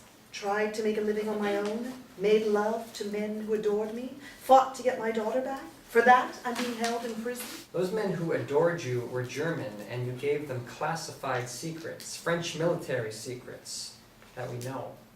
Bouchardon sits on the edge of the desk, very near Matahari. But someone inside the French military gave you those secrets. Matahari turns toward him. Pillow talk can be very revealing, I'm told. She laughs. Pillow talk. You think I entertain men to gain military secrets? You don't know me very well. Bouchardon picks up a file off his desk, opens it. What about your lover, Dr. Vadim Maslov? Let's see. Yes, he fought with the French forces and tended to the wounded on the Western Front for many months. He would certainly have access. How dare you? Vadim is a war hero. He's lying in a hospital right now, healing from wounds he got defending the honor of the French. And when did you see him last? I don't believe that's any of your business. The guard knocks, then enters. Bouchardon gets up, puts the file on his desk. The guard whispers something to Bouchardon. He excuses himself, leaves the room, closing the door behind him. Matahari takes the file off Bouchardon's desk, opens it. There's a photo of Vadim. She touches it gently and remembers. Exterior, Paris train station, 1914, day. Matahari turns to see a handsome 45-year-old Vadim Maslov wearing a Russian uniform. Her face lights up. Vadim! The station agent hurries away. Margareta, as beautiful as ever. Matahari is suddenly conscious of the mess she's in. I must look a fright. It's been a harrowing 2 days. They stole my furs. So I hear. But look at you, so handsome in your uniform. Are you just passing through? I'm here for a few days, waiting for my orders. And you? Just home from Berlin. Surely you have time for a drink. Interior, train station bistro, night. Matahari and Vadim are cozy in the station bistro. Her luggage is tucked in around the table. I read almost daily about your liaison with the rich and powerful men all over Europe. Has no one tamed that free spirit of yours? Matahari is quiet, suddenly a bit embarrassed about her escapades in front of Vadim. It was what I needed at first, to believe that some part of me was beautiful and worthy of love. And the dancing? The dancing was pure joy. And no, she must be nearly grown. I've only seen her once in all these years. MacLeod took her after that horrible night. Troubled by the memory, she takes a sip of her drink. Vadim reaches out in sympathy and squeezes her hand. She turns to him, puts on a smile. What about you? I'm sure you have a lovely wife and children, yes? Vadim smiles, shakes his head no. I went back to Moscow when my tour in Java was over. Worked in a hospital there. And a wife? No one could ever compare to you. I followed every moment of your career. It must be so exciting to be Matahari. I've actually grown a bit weary of her. I dance less and less. And the men, they're only a distraction. Nothing truly matters without my daughter. Vadim takes her hand, kisses it, holds it to his heart. They're both quiet, lost in their memories. Come to the hotel with me. It's not so fancy as what you're used to, but... Yes. Interior, Vadim's hotel room, day. Matahari's luggage is stuffed into the corner of the small room. Empty glasses and trays of plates are stacked up. Vadim and Matahari are in bed, clearly have been for a while. Matahari sits up, turns and kisses Vadim. Let's stay in this room until the war is over, in protest. But what of all the dukes and counts and princes who are in love with Matahari? Think of the hearts you break. I don't care about any heart but yours. She leans forward and kisses him tenderly. She curls up in his arms. I suppose we will have to leave here eventually. Then what will happen? He sits up, pulls her to him so they're eye to eye. Marry me, Margreta. Matahari laughs. He shakes her. I mean it. The war will be over soon. We can be married and make a wonderful home for Non. You're serious. I'm dead serious. I've been in love with you since the first dance at the officers' club. You're trembling so. Such a courageous little fool. Matahari laughs. I was an idiot. I was so sure when Rudolph saw me he'd sweep me off my feet. She gets serious. Thank you for that night, and for all the nights you made love to me. You saved me from such despair. And now you can repay my gallantry by marrying me. He pulls the braided gold cord off the lampshade, wraps it around Matahari's wrist like a bracelet, ties it, then kisses her. There's a knock at the door, startling them both. Who is it? Telegram for Dr. Vadim Maslov. He starts to get out of bed. Matahari pulls him back. Don't. Please don't. He kisses her hand, puts on his robe and answers the door. Takes the telegram, opens it. And to report to Verdun day after tomorrow. But isn't that close to the front? No, my dear. That is the front. Interior, Bouchardon's office, day. Bouchardon re-enters the office, startling Matahari out of her memory. He closes the door behind him. We've received a communication from Ambassador Freeland. He has kindly asked to have no further contact with your attorney. It would also be wise to stop trying to contact Count Renaud and the others you have sent your attorney to bother. Matahari is disquieted. It takes her a moment to recover. How do you know whom I've contacted? That was private information. There's no such thing as privacy in prison. He picks up a file as Matahari processes this information. We are talking about you and your lover and his access to classified information. Vadim Maslov is not a spy, and I am not a spy. But that's not quite true, is it? In fact, you worked for Captain Ledoux as a spy. Yes, I took an assignment from Captain Ledoux. I went to him because I was out of money and I wanted to visit Vadim in the hospital. Ledoux could facilitate that visit. So, am I to believe you became a spy and put your life on the line for love? Is there any other reason to risk one's life? Interior, Office of Captain Ledoux, 1917, day. Matahari looks very put together as she meets with Captain Ledoux, a shrewd, conniving man who's skilled at getting what he wants. He gestures toward the chair. He takes his place behind his desk, sits perfectly upright. He begins to clean his glasses. So, how may I help you? I'm in need of a pass to go to Vitel, Monsieur Ledoux. I was told you could provide one.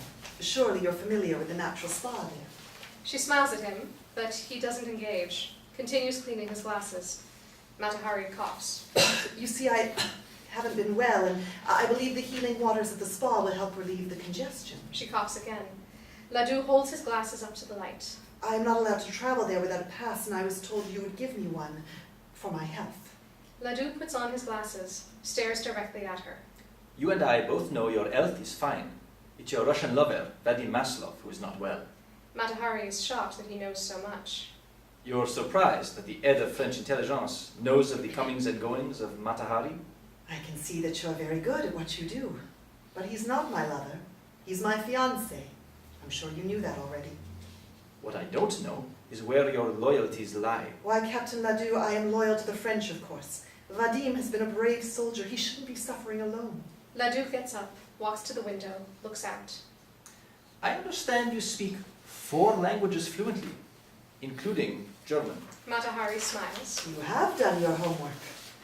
I'll give you a pass if you'll agree to do something for me. Anything. They stare at each other. I want you to become a spy for France, to help the French war effort. With your connections, with all the German military men you know, you can travel where others cannot. Matahari is totally surprised, but doesn't show her hand just yet. Who would have guessed asking for a pass to visit my fiancé could turn me into a spy? Will you do it? Ledoux chooses his words carefully. Will you use your legendary talents to gather information that could be useful to us? My legendary talents, as you so delicately put it, were employed by another Matahari, not the one before you today. I am completely devoted to the man I love. Really? Really. Ledoux stands up slowly, thinking. He walks to the cabinet and takes a bottle of wine from the shelf, pulls the cork. I imagine you have tasted some fine wines in your line of work. Matahari is intrigued, but doesn't answer. Watches as he takes 2 glasses off the shelf. I'm a bit of a connoisseur myself. I knew a vintner once, a master of the art of oenology. Sadly, circumstances forced him to give up his practice. He pours wine into each glass, hands one to Matahari. He swirls the deep red burgundy in his glass. But many years later, he found himself drawn back to it. And he was able to employ his skills as if he'd never quit. He tastes the wine, savors it, then looks directly at Matahari. Some say his winemaking skills even improved with age. Matahari sets her wine glass down and gets up. I gave up my taste for wine years ago. She heads for the door. Oh, I've offended you. Forgive me. I'm sorry I won't be able to provide you the pass you requested. This is a dangerous time, perhaps not best suited for a woman traveling alone. He turns away from her, finishes his wine. She stops at the door, then turns back to face him. I can handle danger. War is just another game men play, and they play it badly. I have talents other than winemaking that could be of use to you, but such an endeavor should be worth much more than just a pass, I would think. I've heard you're quite expensive. What do you think such work is worth to a woman of your stature? A lot or nothing. 1 million francs, but only if the information you gather is useful. Matahari hides her excitement and just nods her head, yes. Interior, Bouchardon's office, day. Bouchardon stands by the window, reviewing Matahari's file. Turns to her. It says here you failed to execute your assignment for Mr. Ledoux. Our plan failed, but it was due to no fault of my own. It was wartime, and Monsieur Ledoux had as misguided a sense of my capabilities as you do. Exterior, Belgian border, 1916, night. It's misty and dark when the train pulls up to the border, crossing into Belgium. Matahari looks out the window, sees soldiers holding passengers from another train at bay, ripping through their belongings. She tries to remain calm as a soldier steps onto her car. Everyone off the train. Have your passport ready to show the officers at the checkpoints. Exterior, train station, Belgian border, night. Matahari is third in line to show the middle-aged officer her passport. She watches as the gentleman first in line is scrutinized and questioned by the officer. Finally, the officer stamps his passport and lets him go. People in line have recognized Matahari. She smiles nervously as a young soldier catches her eye. The man in front of her is denied access, told he may not reboard the train. The officer's face softens when he sees Matahari. She shows her Dutch passport. He looks at it, under his breath tells her, I worked as a security guard at the Palais when you danced there once. I was only 19. Matahari seduces him with her eyes. And what did you think? He blushes. You were extraordinary. He smiles, stamps her passport. Matahari lets her hand linger on his as he hands it back to her. Matahari takes a deep breath, hurries toward the train. By the car door, a senior officer is double-checking passports. She steels herself again as she watches a young man led away roughly by 2 soldiers. Suddenly, totally unnerved, she tries to slip by and climb onto the train. The senior officer yells at her to halt. She grimaces, then turns to the officer. Surely you don't mean me. The officer ignores her comment, barks orders to a soldier. Bring her here. The soldier takes her by the arm, roughly escorts her to the senior officer. But the other officer cleared me to reboard the train. The officer stares at her, his eyes cold with duty. Then he will be reprimanded for not following orders. Your passport? Matahari's hands shakes as she hands him her passport. What is your business in Belgium? She tries her charm. I'm going to dance in Brussels. I could get you a ticket. Perhaps we can meet after. Interior, Bouchardon's office, day. Bouchardon scoffs. So you attempted to bribe an officer? You're lucky they just sent you home. All I wanted was a simple pass to see my fiancé. You expect me to believe you traveled to the German-controlled Belgian border and acquired no information, met no contacts? That's correct. Guard! A guard enters the office. Take this woman back to her cell. We'll reconvene when you are prepared to tell the truth. Interior, Matahari's cell, day. Matahari is agitated. She paces in her cell. The guard lets in Clunet. Matahari nearly attacks him. You have to get me out of here. There is nothing I can say to allay their suspicions, and someone in here is spying on me. They've listened to our conversation and reported to Bouchardon. She looks out the cell bars. What does he know? That you reached out to the Count and Ambassador Freeland? He has no way of knowing these things. Their anxiety is suppressed as the door opens and Sister Leonide enters with a tray of food. I'm sorry, I didn't mean to interrupt. I thought you might want something to eat. In a moment. Sister Leonide puts the tray of food on the bench. Matahari ushers Clunet to her cot. They sit. Have you been able to reach anyone? Not a soul. No one has responded. I went to Ladou's office. After waiting 3 hours, I was told he left for the day. Matahari works hard to determine a new course of action. I think you have to contact Vadim.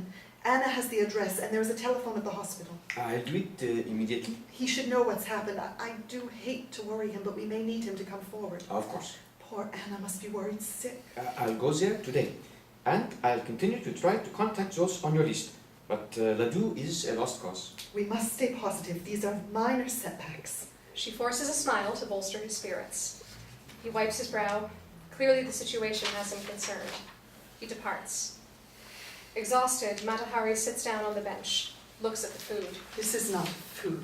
This is gruel. What I wouldn't give for a leg of lamb and some champagne.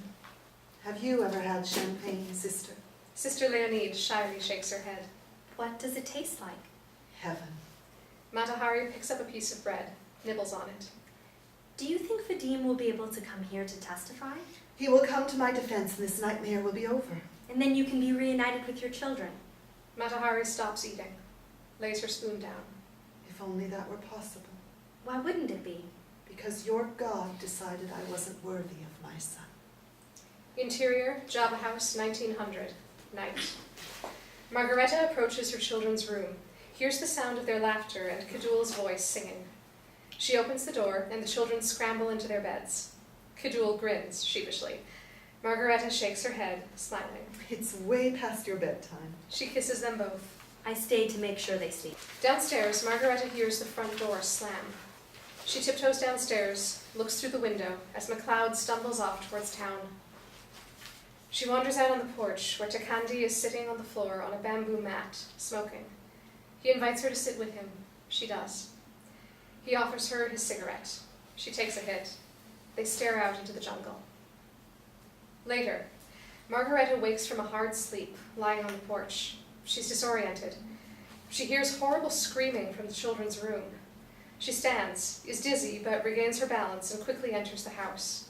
MacLeod stumbles up the path to the house. They rush to the children's room. Norman and Non are screaming in pain, covered with thick, black vomit. MacLeod and Margareta grab the children, both of them writhing from pain. They try to quiet them, but they vomit again and convulse. Run to get the doctor! Go! MacLeod hesitates, then rushes out. Margareta takes Norman to Non's bed so she can hold them both close. She calls out to Kadul to come and help, but Kadul doesn't answer.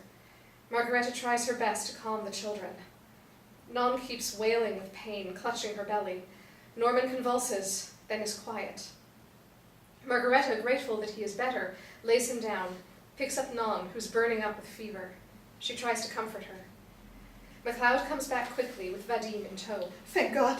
Help my babies. Non is burning up. Norman is quiet now, but please help Non. MacLeod picks up Non while Vadim picks up a limp Norman. Margareta reaches for him too, but Vadim holds him away from her. After a beat, he lays Norman's body down on the bed, then turns to Margareta, holds her in front of him. He's gone. Norman is dead. They've likely been poisoned. Margareta can't process what she's heard. She picks up and holds Norman's limp body, rocking it back, sobbing. No, no. Hush, hush, time to be sleeping. Hush, hush, dreams come creeping. Vadim takes Non from a stunned MacLeod, puts her in bed, and gives her an injection. Bring me damp towels. We need to break her fever. MacLeod does as he's told, rushes down the stairs. Vadim turns to Margareta. He gently takes Norman's body out of her arms, lays it down and covers it with a sheet. Margareta is in shock, weeping, tries to get to Norman.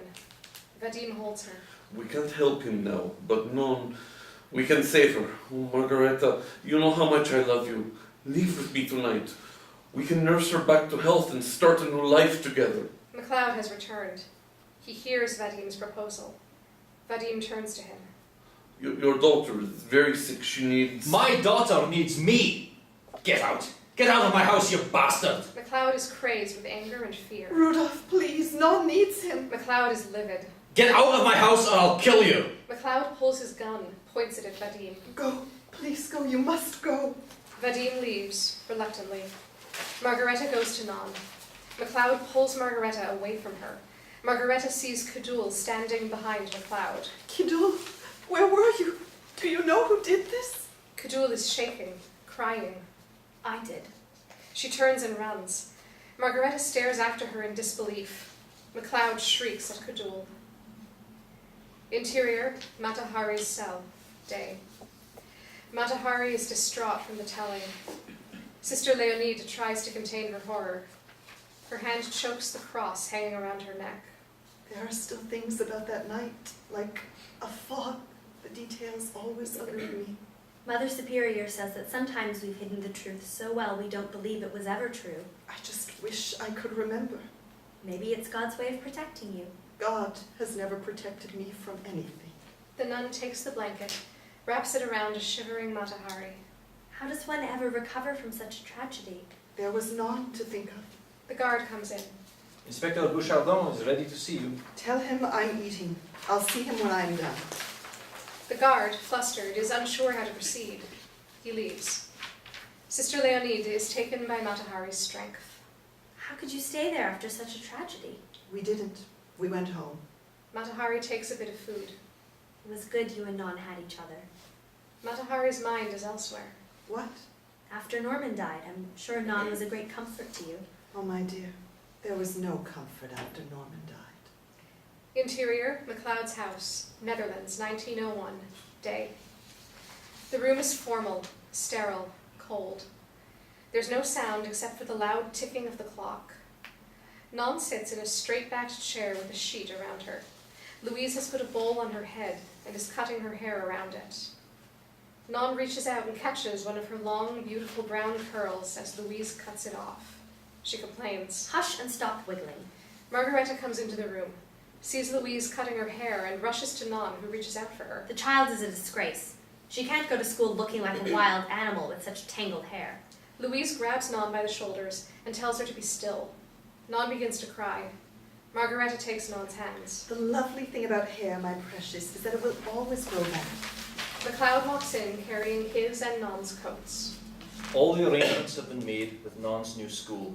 We're going to meet her teacher today. I'm going too. Absolutely not. And there will be no more discussion. Margareta starts to protest, but chooses not to create a row in front of their daughter. Louise removes the bowl and is pleased with her work. Now you look like a civilized young lady, not some heathen. Non runs to her mother. Louise leaves.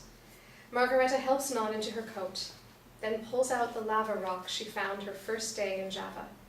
She takes Non's hand, puts the rock in her palm, and closes her fingers around it. This is our magical rock that came from the volcano in Java. It will bring you good luck. And if ever you're frightened or sad or lonely, look hard at this little lava rock, and I promise you'll feel better. We're going to be late. Non holds the rock tightly as Margareta adjusts the scarf around her neck. When you get home, I want to hear all about your new school. And remember to mind the teacher so you don't get your knuckles wrapped. Margareta hugs Non, then MacLeod and Non leave. Margareta goes to the window and watches them head down the walk. It was years before I saw her again. MacLeod took her away and then threw me out of the house. Interior, Matahari's cell. Day. Sister Leonida is stunned. How could anyone be so cruel? The cell door clangs open. The guard comes in and without a word hoists Matahari up onto her feet. She pulls her arm from him. Excuse me. A gentleman asks a lady to join him. Circumstances clearly outside the realm of your experience. Come, now. For the benefit of Sister Leonide, Matahari affects a casual air as she is escorted from the cell. Interior, Bouchardon's office, late afternoon. The last rays of afternoon light cascade into Bouchardon's office. Matahari settles into her chair by the fire, grateful for the warmth. I trust you enjoyed your repast, Not amusing. and you will be more forthcoming now with the information I request. What you want is confirmation of conclusions you have already reached. That has nothing to do with the truth. Let's see if we can avoid fighting for now. I'll accept you didn't make any contacts in Belgium. Is that why I went to Madrid? So you could meet your handler? That's absurd. It was Ladou's idea to send me there. Interior, office of Captain Ladou, 1916. Day. Ladou is seated at his desk. Matahari stands before him, distraught, desperate. I'm sorry, but they wouldn't let me cross the border. So then we were wrong. Your credentials are worthless. Please, you know how important this is to me. Give me another assignment. I swear I won't disappoint you. He puts on his glasses, flips through a couple of files, ignoring her. Matahari is intent upon regaining his trust. Do you have any more of that wine? Ladou, surprised, looks up over his glasses. I thought you'd given it up. Isn't a woman allowed to change her mind? Her flirtatious tone masks her steely resolve. Ladou scans a file on his desk. Do you know a Major Arnold von Kahl? She brightens. Yes, I know him. I know him very well. The implications are unmistakable. Satisfied, Ladou gets up and uncorks a bottle of wine.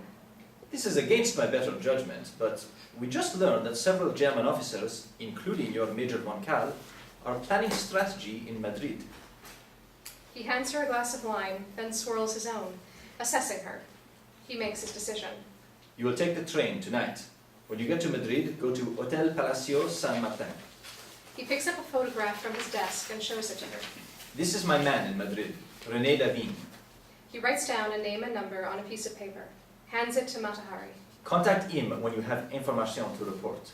Matahari folds the paper into her purse, raises her glass of wine and clinks with his, then drains her glass. Thank you. I promise you won't be disappointed. Interior, Madrid. Hotel Palacio San Martin. Night. Dressed to the nines, Matahari walks into the Hotel Palacio San Martin in Madrid. Goes to the counter. The concierge recognizes her. Good evening. Matahari smiles, then discreetly slips a note into his hands. He opens it. It reads, "Please ring Major von Kahl's suite and tell him Matahari would like to meet him in the bar for a drink." The concierge smiles. Of course, Senora. Let me just check on something in back. Excuse me. The concierge goes into the back room. Matahari looks around the lobby. There are several men in German uniforms milling about, some with beautiful young women on their arms. The concierge comes back with a slip of paper that he gives to Matahari. The note reads, "Suite 315. She leaves, and the concierge pulls her note out of his pocket, reads it again, then carefully folds it up and puts it back in his pocket. Interior, hotel corridor, night. Von Kahle opens the door to suite 315. Lovely Matahari, come in. Interior, suite living room, night. Von Kahle leads her into the suite.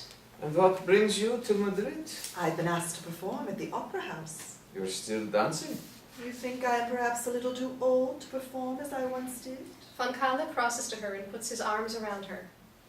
On the contrary, I find your charms enhanced since last I saw you. He kisses her. His hands glide down her body to her ass. Uncomfortable, she pulls away. Aren't you going to offer a lady a drink? Of course. I'm afraid all I have is bourbon. He crosses to the bottle of bourbon on the bureau. Pours 2 glasses. You have much more to offer than bourbon. How did you know I was here? I was passing in a taxi and saw you enter the hotel. I said, what a coincidence. But I don't believe in coincidence. Do you? He hands her the glass of bourbon and sips his. She crosses away from him and sits on the love seat. When I saw you, I felt such a lovely rush of memories from Berlin. Come, sit. He moves to her and sits down beside her, puts his hand on her leg, pulling up her skirt a bit. Matahari takes his hand from her leg, kisses it. This war is wearing on you. You look tired. How are things going? There's a knock at the door. Fankala puts down his drink, stands up, takes Matahari's hand, pulls her up. Enough talk. Go. Get yourself ready. Take this off. He pulls at her skirt. I'll only be a few minutes. Interior, suite bedroom, day. He leads her to the bedroom and closes the door behind him.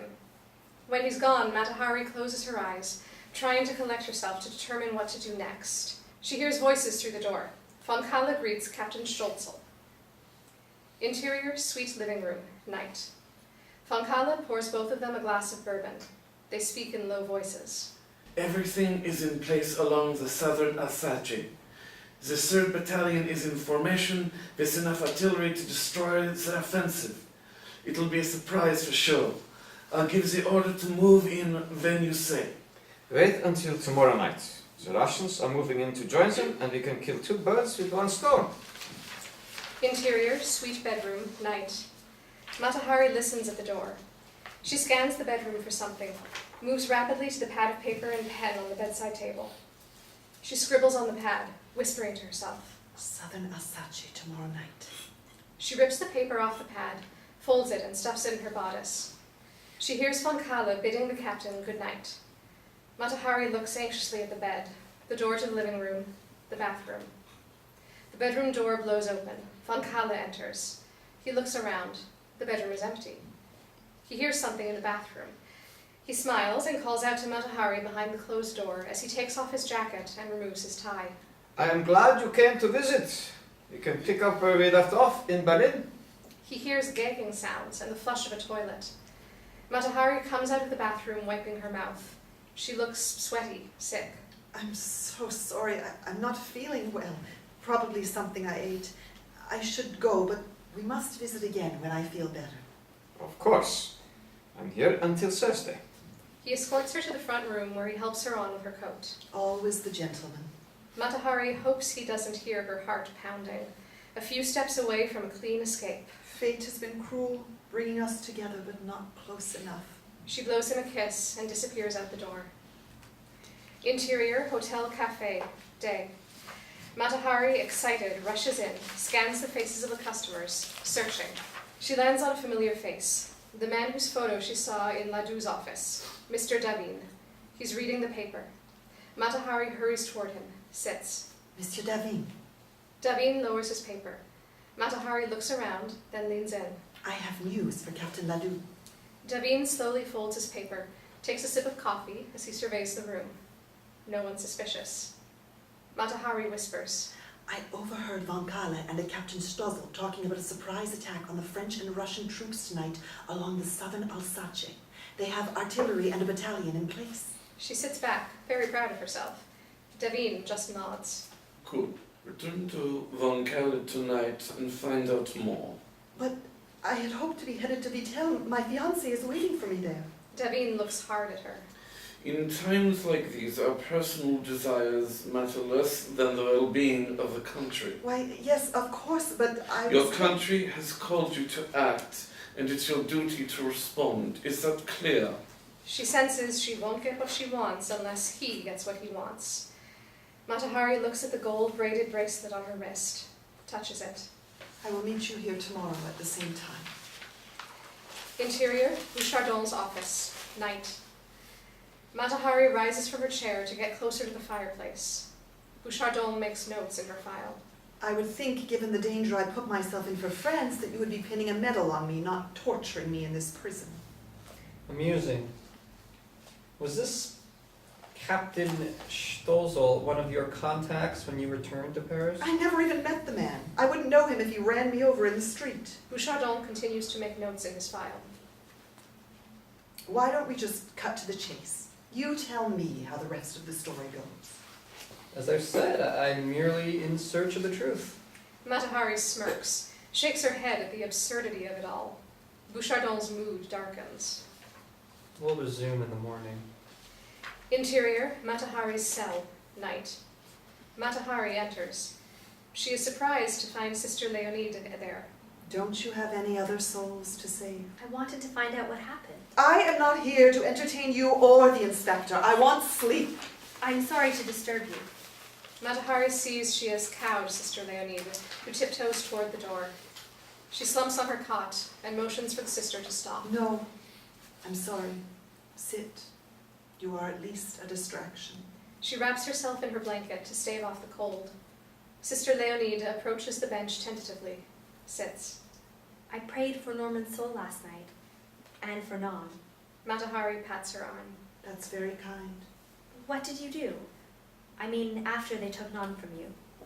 I looked for some light in the darkness. Exterior, nook under bridge, 1902, morning. Margareta wakes up stiff and uncomfortable in a filthy nook underneath a bridge. The sun is warmly comforting. She sits up and notices a disheveled, middle-aged painter at his easel a short distance away, palette in hand, painting by the river in the morning light.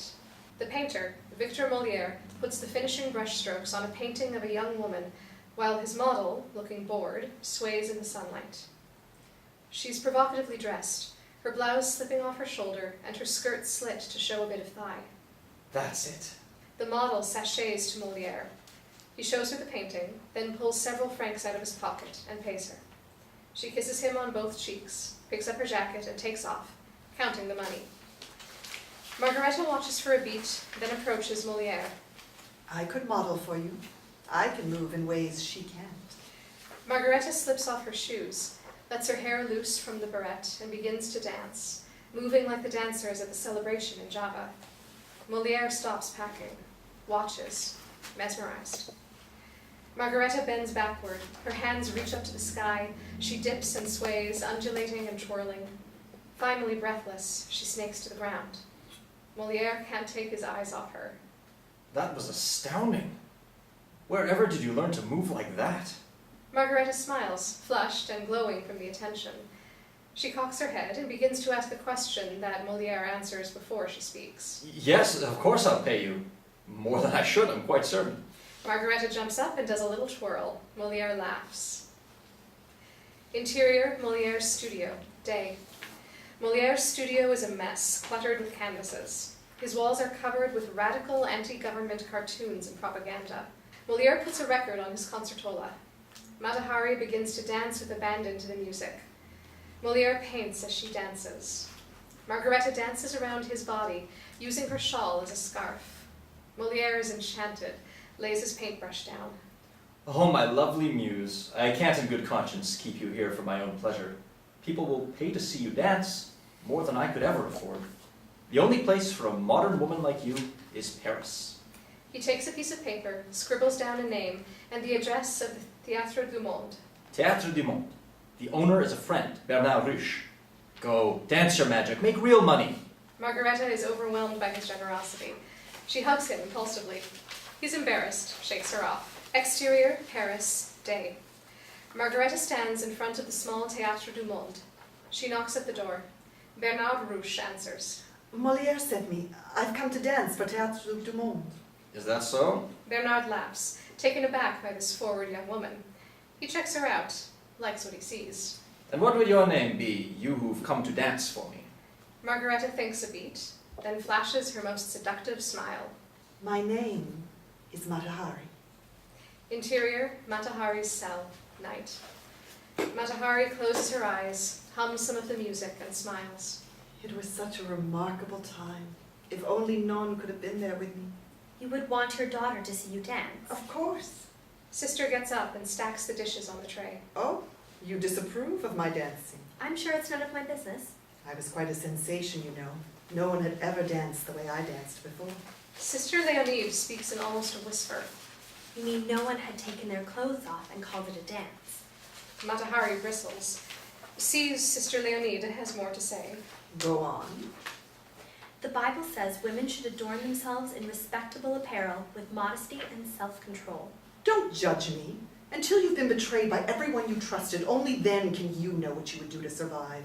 I know that I would never dance naked in front of men. Good night.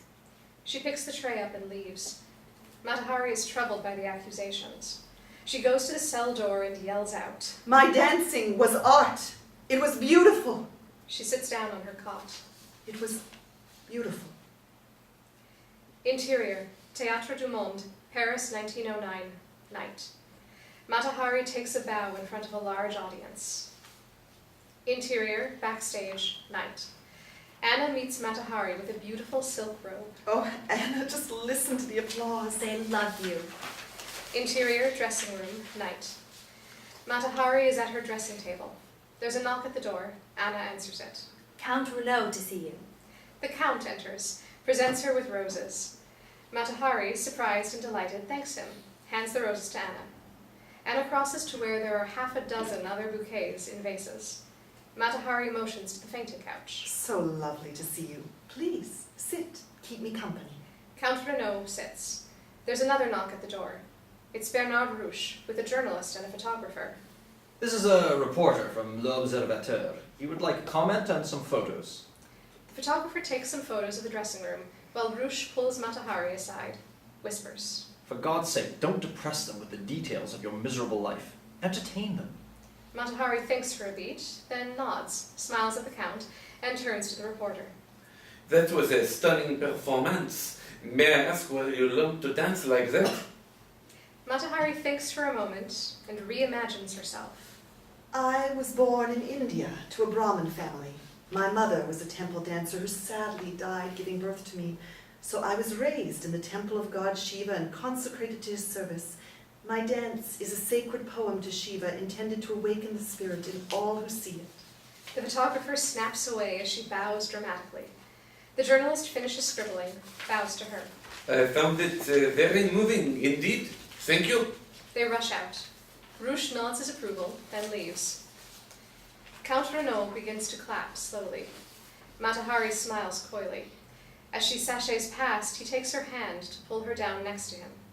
Surprised, instead she pulls him up and leads him to the door. He's smitten by her independence. Your charms are disarming. I would be honored by your company. I am flattered, Count Renaud. Perhaps another time. Resigned, he takes her hand, kisses it, and leaves. Matahari closes the door, turns to Anna, and the two laugh like schoolgirls at the unanticipated attention. Interior, Matahari's cell, night. Matahari is startled out of her reverie by the door opening. Sister Leonide tentatively enters with a package, her means of contrition. You're back. You don't approve, but you can't stay away. I wanted to show you. She hands Matahari the package. I took it with me wherever I went when I was a little girl. Matahari unwraps the package. In the wrapping, Matahari discovers a child's tin lunchbox with a picture of Matahari draped in veils dancing on the lid. Matahari starts to cry. Sister Leonide is surprised. She hadn't intended to upset her further. I'm sorry. I'll go. I'm sorry. She rushes out. Matahari stares at the lunchbox and remembers. Interior, Matahari's apartment, Paris, 1909, day.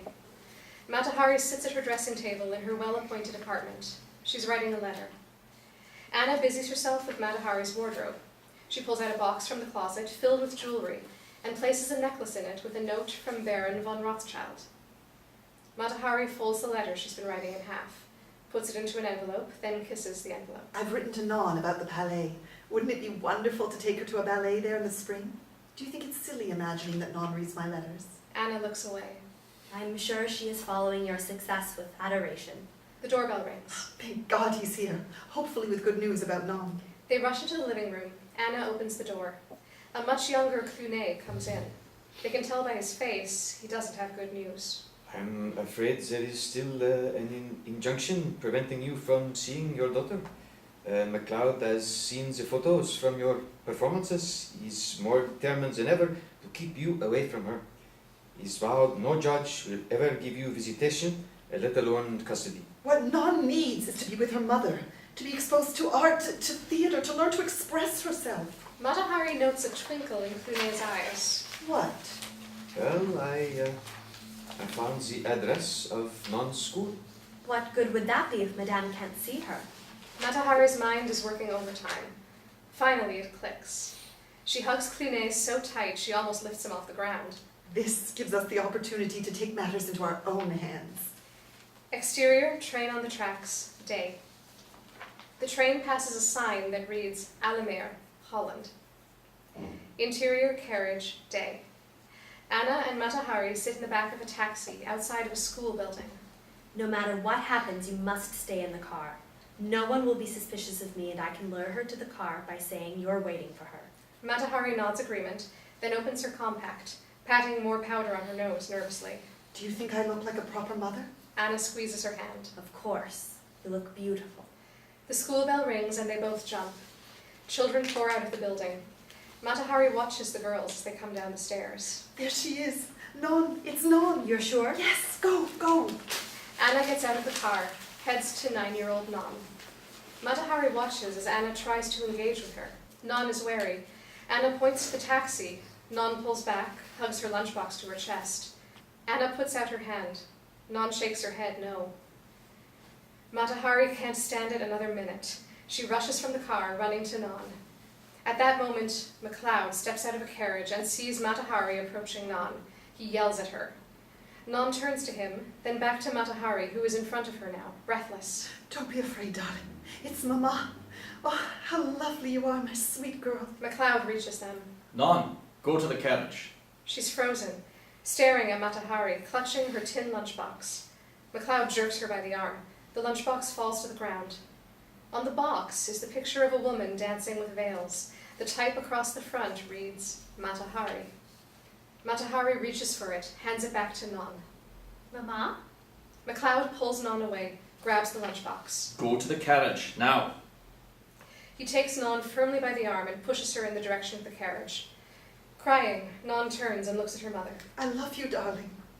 Non looks at MacLeod, whose face is about to explode with fury. He points to the carriage. Non does as she's told.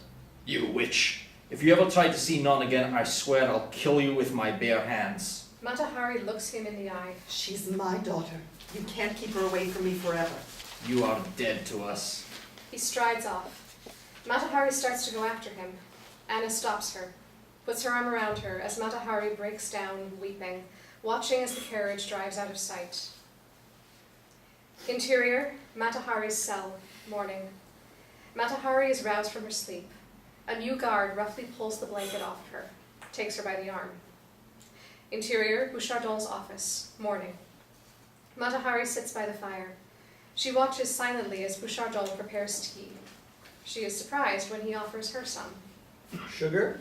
My, what a difference a night makes. Does this mean you'll be redecorating my cell as well? That depends on how cooperative you are this morning. I believe we got off on the wrong foot. You can remedy that not by tea, but by letting me go free. First, let's pick up where we left off. Madrid. Matahari takes her tea, lets its warmth temper the morning chill. The last thing I wished to do was return to Major von Kale's suite, but I did. Interior, Hotel Palacio San Martin, Suite 315, 1916, night. Von Kale opens the door to reveal Matahari dressed in a low-cut, tight-fitting dress. You're here quickly. I had a miserable night, but fortunately felt like new this morning. Von Kale turns without responding, sits down on the sofa, picks up some papers from the table and looks through them. Matahari puts her cape and purse on the chair near the door. She senses his changed demeanor. It makes her uneasy. I am delighted we have a chance to pick up where we left off. She pours herself a bourbon, takes a big gulp, leaves the glass sitting on the buffet.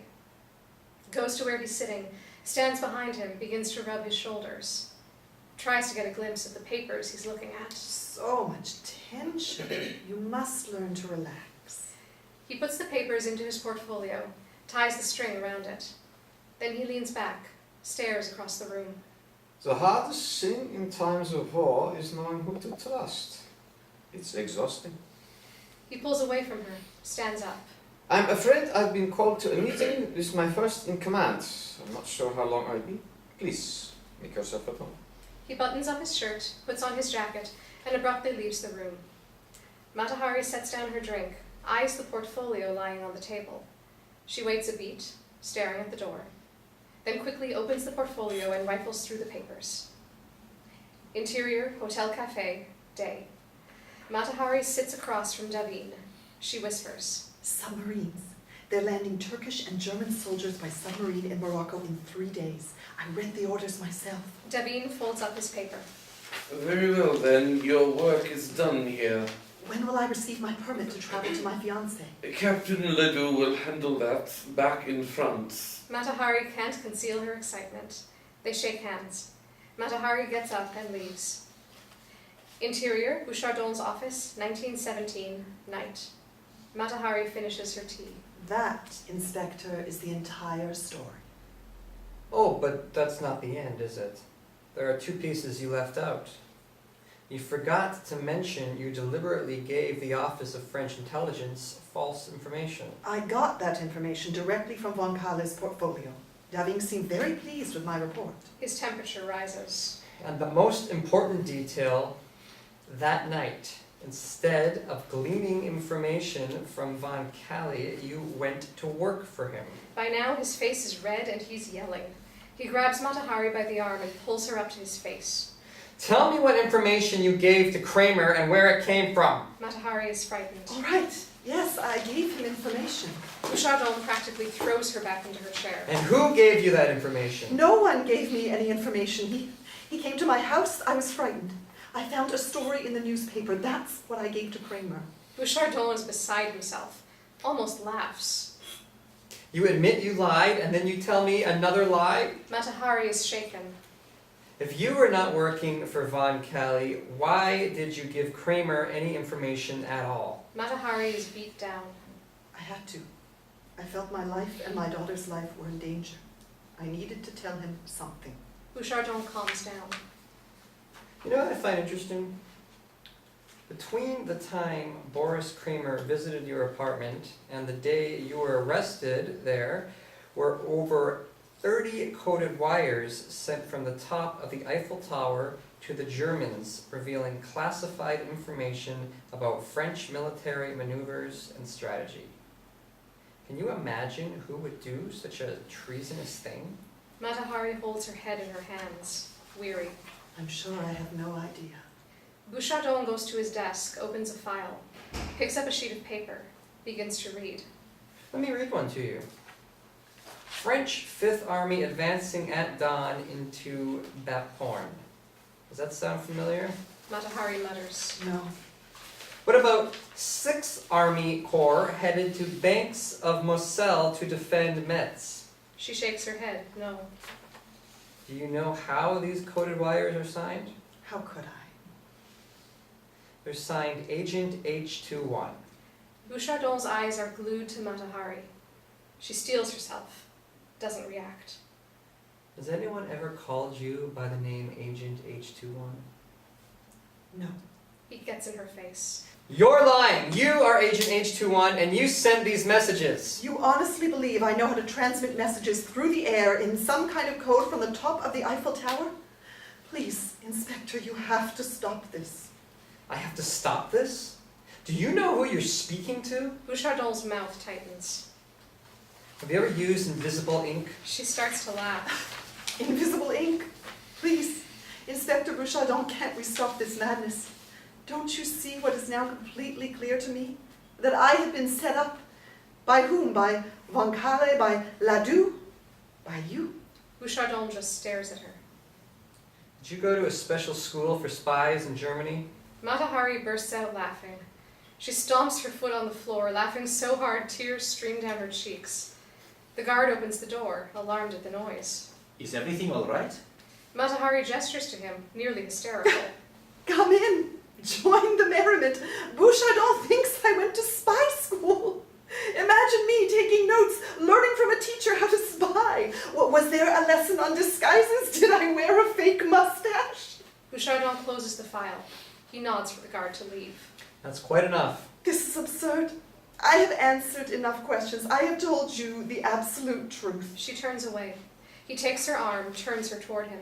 What would you know of the truth? You have always been an imposter, fabricating your life and using sex to extort money from men to support your extravagant, philandering lifestyle. carrying on an affair with Vadim Aslov while your husband was serving his country. What kind of a woman are you? Matahari pulls her arm away, shaken to the core. How did he know this? Trying to contain her rage. You know nothing of my relationship with Vadim. How dare you condemn me for choices I was forced to make in my life? And what of the men who partook of my pleasures? Where is your condemnation of them? Did I hold a gun to their heads? You know nothing about me. I know that when your lechery wasn't titillating enough, you turned on my country and shared secrets with our enemy. I never betrayed friends or my own heart. My feelings were always honest. But it's now clear to me, Inspector Bouchard, that you are the one who hasn't been honest about what's gone on in this room. It has nothing to do with treason. You can't bear the thought of a woman who can make her own way in the world. A woman who claims her body as her own. You, Inspector, have met a woman that you cannot control, and that terrifies you. Bouchardon is about to explode. Guard! The guard enters immediately. Take her back to her cell. The guard takes her by the arm and leads her out. Bouchardon stalks around the room like a caged lion. He sweeps Matahari's teacup off the table. It smashes to the ground. An associate hurries in. Is everything all right? He sees the broken teacup and starts picking it up. This is a woman who cannot be trusted. Yes, sir. But I did see her dance once, and she was remarkable. Dance? What she does is depraved and vulgar. I should report you for your impropriety. Get out of here! After he leaves, Bouchardon sits down at his desk. He opens the file and slowly flips through the photos of Matahari in her costume, in a lovely low-cut white dress, dancing. He realizes he's looked for too long, slaps the file shut. He stands up, wipes his brow, then walks to the window, drumming his fingers nervously on the glass, then picks up the telephone. Connect me with Captain Ledoux's office. Interior, Matahari's cell, night. Matahari is totally distraught. She paces. The guard opens the cell door. Sister Leonide is there. May I come in? The door closes behind her. You! She searches her cell, finds the tin lunchbox Sister Leonide has brought her. She throws it at the nun. Sister Leonide ducks, shaken by the display of violence. The guard opens the door to see if there is a problem. Sister Leonide nods. She is fine. They are left alone. Matahari is incapable of controlling her rage. It was you! You have been feeding Bouchardon information, you sanctimonious little wretch! Preaching to me, judging me about my sins, while all along lying and betraying me. Always curious about my husband, my children, my lover, every detail of my life. You tried to destroy me. Well, what? Job security, advancement of the church, a sudden patriotic fervor? Let me ask you, sister, whose sins, yours or mine, are greater in the eyes of God? Silence! Leave. My attorney will be here any minute. It's his help I need, not yours.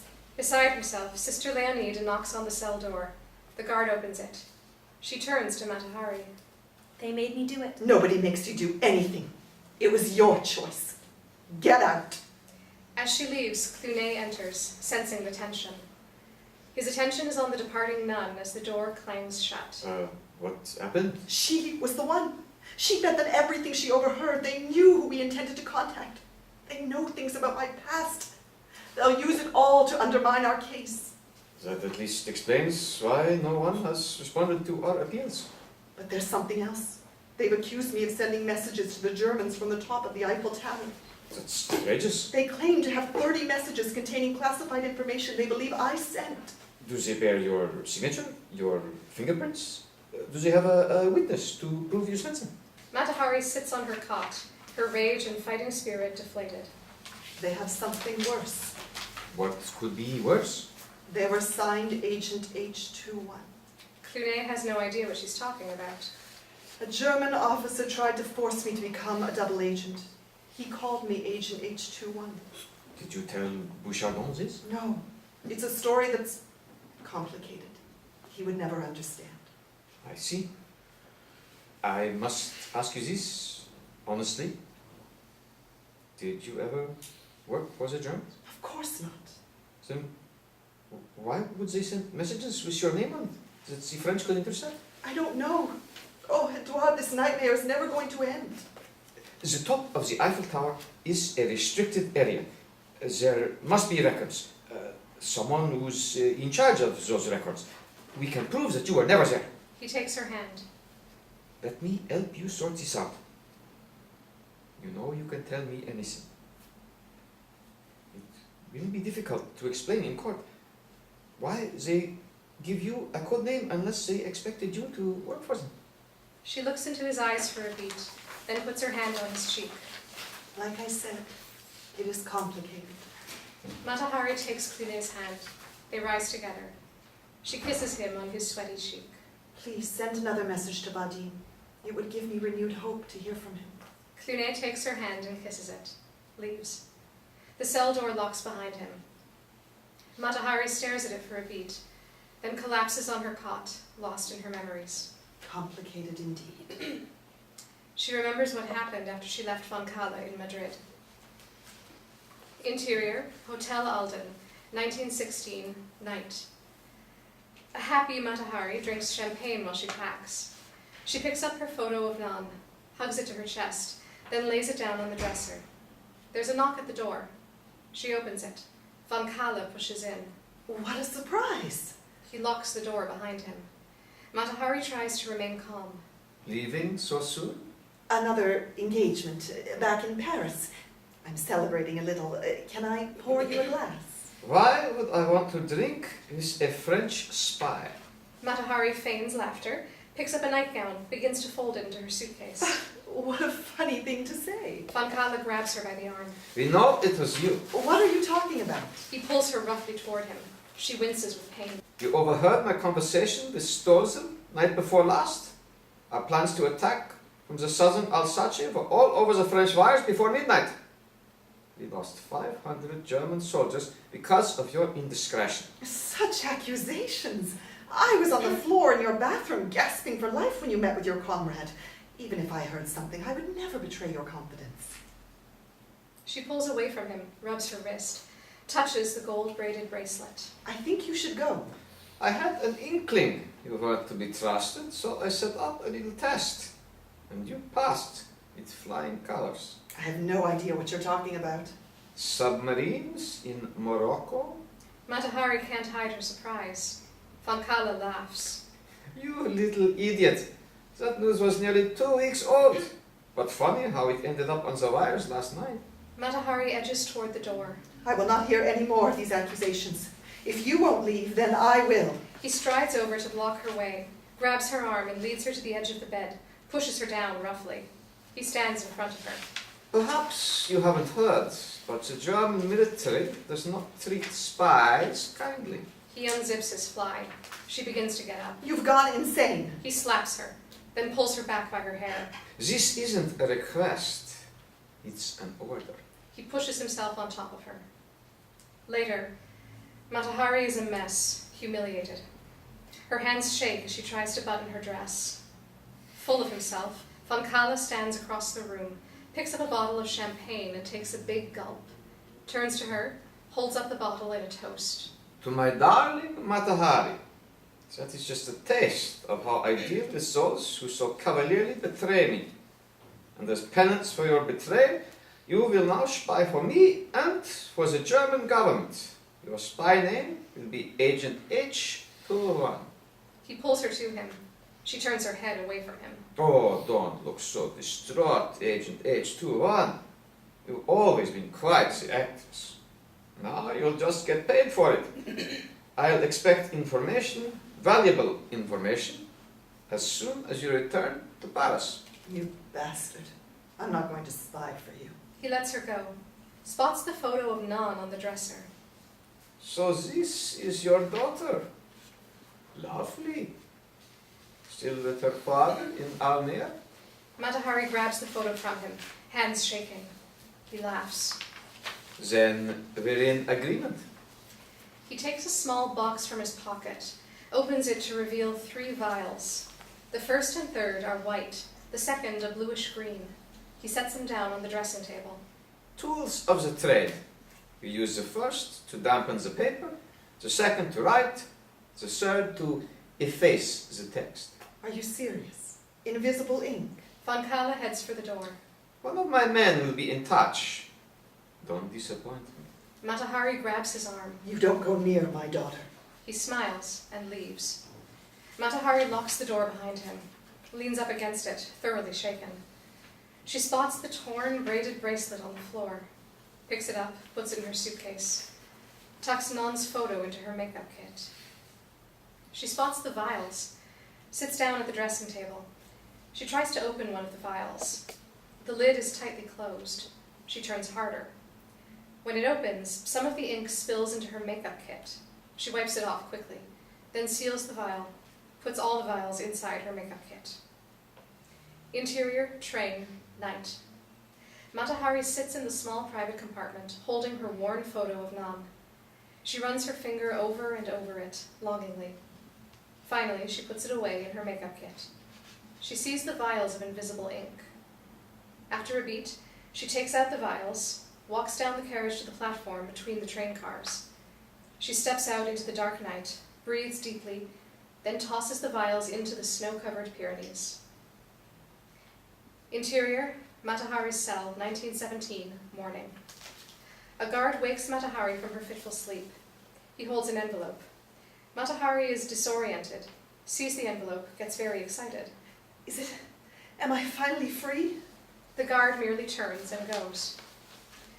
Matahari tears open the envelope. The document inside is a summons to appear before military council in 2 days to defend herself on charges of espionage.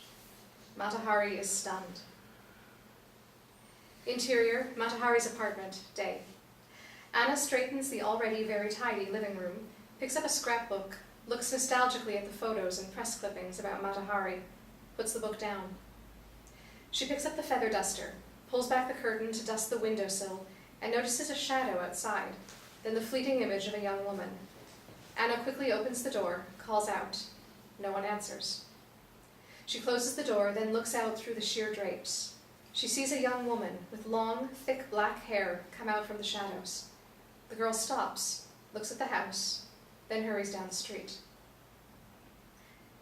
Interior, Matahari's cell, day.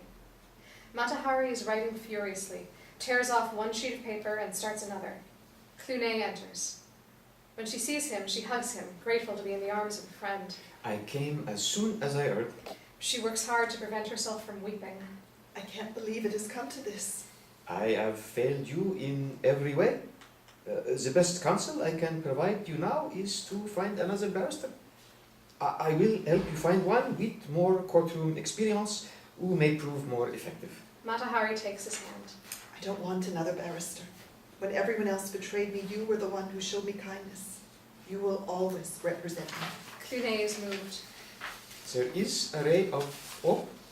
She breaks from their embrace and looks at him expectantly. The wires from the Eiffel Tower. I've found the man who services the equipment. He has access to the log. His name is Jean Belize. He's there most nights, so I'm hopeful he'll be able to identify whoever sent those wires. One thing he swears is that he's never seen Matahari there. He's agreed to testify to that in court. Matahari hugs him. He beams. Oh, Edouard, thank you. And Vadim, did you hear back from him? We should hear from him any day now. She hands him the letter she's written. Get this to him. Call him. Whatever it takes to reach him. He is the one person we can count on. Oh, my dear. In wars, the world is turned upside down. I am not sure what we can count on anymore, but I will try. Interior, Military Hospital, Vittel, France, 1917, day. A despondent Vadim sits in a chair next to his hospital bed. His leg is wrapped in plaster-soaked bandages. His left eye is covered with a bandage. His commanding officer, Lieutenant Colonel Leclerc, comes to him. You're looking better, Maslov. The leg is almost healed, they tell me. Maslov doesn't answer. Leclerc pulls an envelope out of his inside jacket pocket. This came for you from a barrister in Paris, Monsieur Clunet. Vadim takes it, sees that the envelope has been opened. Why has it been opened? He pulls out the letter, reads it quickly. Leclerc takes it out of his hands. You understand the military would frown on your entanglement in this kind of political affair? In truth, they would go to great lengths to assure none of their enlisted men were engaged in something so sordid. Vadim reaches for the letter. Leclerc holds it out of his reach, folds it, and puts it back into his jacket. Vadim grabs his arm. This request is none of the military's business. It is a personal matter that I will handle myself. You have already paid a great price, Maslov. Do you really wish to pay more? He pulls his arm away, turns, and walks away. Vadim is furious, tries to move his leg to get up, winces with pain, collapses onto his chair. Interior, Palace of Justice, day. Matahari is dressed in conservative clothes, tries to look confident, sitting next to a clearly nervous Clunet. She looks around the courtroom. The members of the military council sit in a box. They're all middle-aged or older men. Matahari scans the audience, whispers to Clunet. But Vadim, where is he? And where is your witness, Mr. Belize? No one has come. Before Clunet can answer, the magistrate calls the court to order. Next to the magistrate, Bouchardon sits with his chief prosecutor at a table on a platform. The magistrate pounds his gavel. I call to order the Third Permanent Council on War of the Military Government of Paris. Prosecution will present its evidence in the case of the French Republic versus Margareta MacLeod. The chief prosecutor stands. The prosecution calls Margareta MacLeod to the stand. Matahari hears the door to the courtroom open. She turns and sees Sister Leonide slide into the bench in the back of the courtroom. Dissolve 2. Matahari is on the stand. She sits tall. You see before you a woman whose immoral indiscretions have been reported in newspapers across the continent. A woman who abandoned her child for the life of a burlesque dancer and a high-class whore. A woman who clearly has no moral compass. Clunet jumps to his feet. That is a travesty. I object. Matahari looks as if she's just been slapped in the face. She sees Bouchardon staring straight ahead, averting her gaze. Sustained. The prosecutor bows his head respectfully, then continues. But who are we to judge crimes against God and morality? Today will prove that this woman has committed a very real crime. Treason against France. Margareta MacLeod, also known as Matahari, is indeed a traitor who knowingly delivered classified information to the German military that put every French soldier in harm's way. Dissolve 2, the prosecutor holds up a file folder. He pulls out several pieces of paper.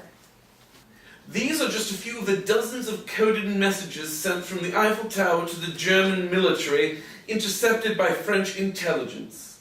They are all signed by Agent H21. Is it not true that your spy name is H21? A buzz rises from the courtroom. Bouchardon sits taller in his chair. Before Matahari can answer, Clunet stands up, holds a document. Your Excellency, we have a witness, Jean Belize, who works as a mechanic at the Eiffel Tower and was working there on several of the nights these wires were allegedly sent. He will testify that Matahari was not present there on any of the days in question. In fact, Your Honor, if you'll permit me to see your eyes, it is my belief that those wires were sent by someone working for the Germans to set up Matahari. The magistrate looks skeptical. The room is abuzz. He pounds on his desk for order. According to your theory, why would the Germans bother? To punish her for not providing them the information they demanded. The prosecutor stands up abruptly. Preposterous! Barrister Clunet, are you saying that you think the Department of French Intelligence was somehow duped by the Germans in order to punish your client?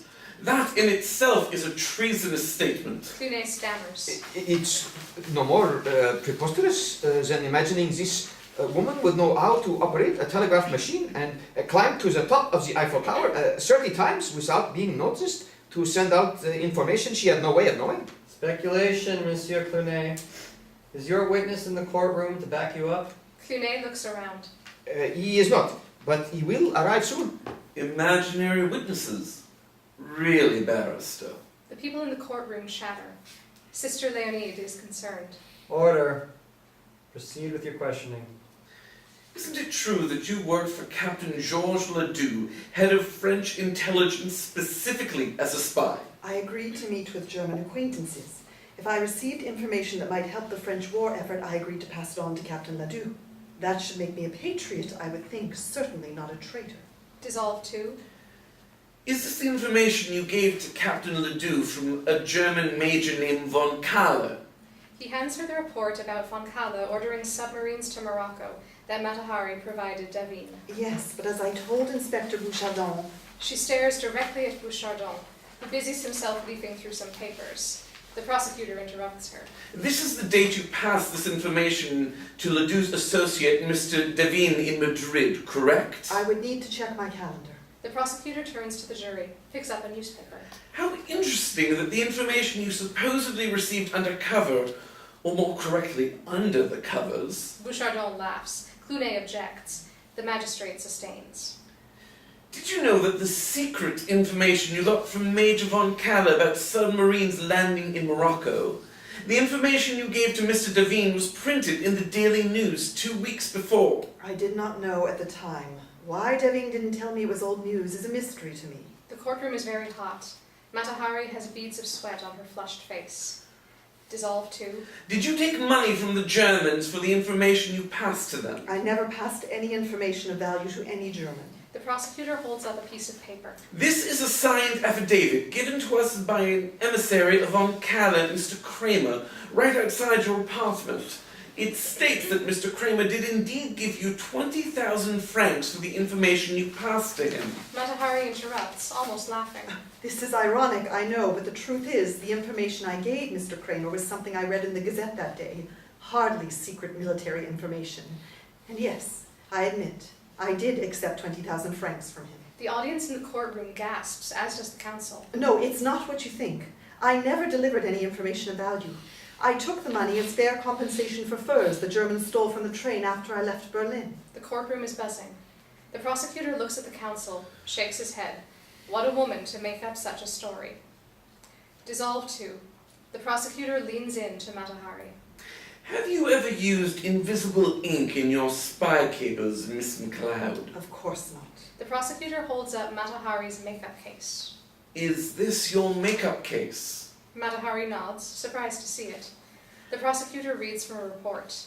I place this in evidence, along with a report from Master Chemist at Université Pierre and Marie Curie. From his notarized statement, I quote, "The stain on this case is consistent with chemicals used in the formulation of what is commonly known as invisible ink." Matahari is upset.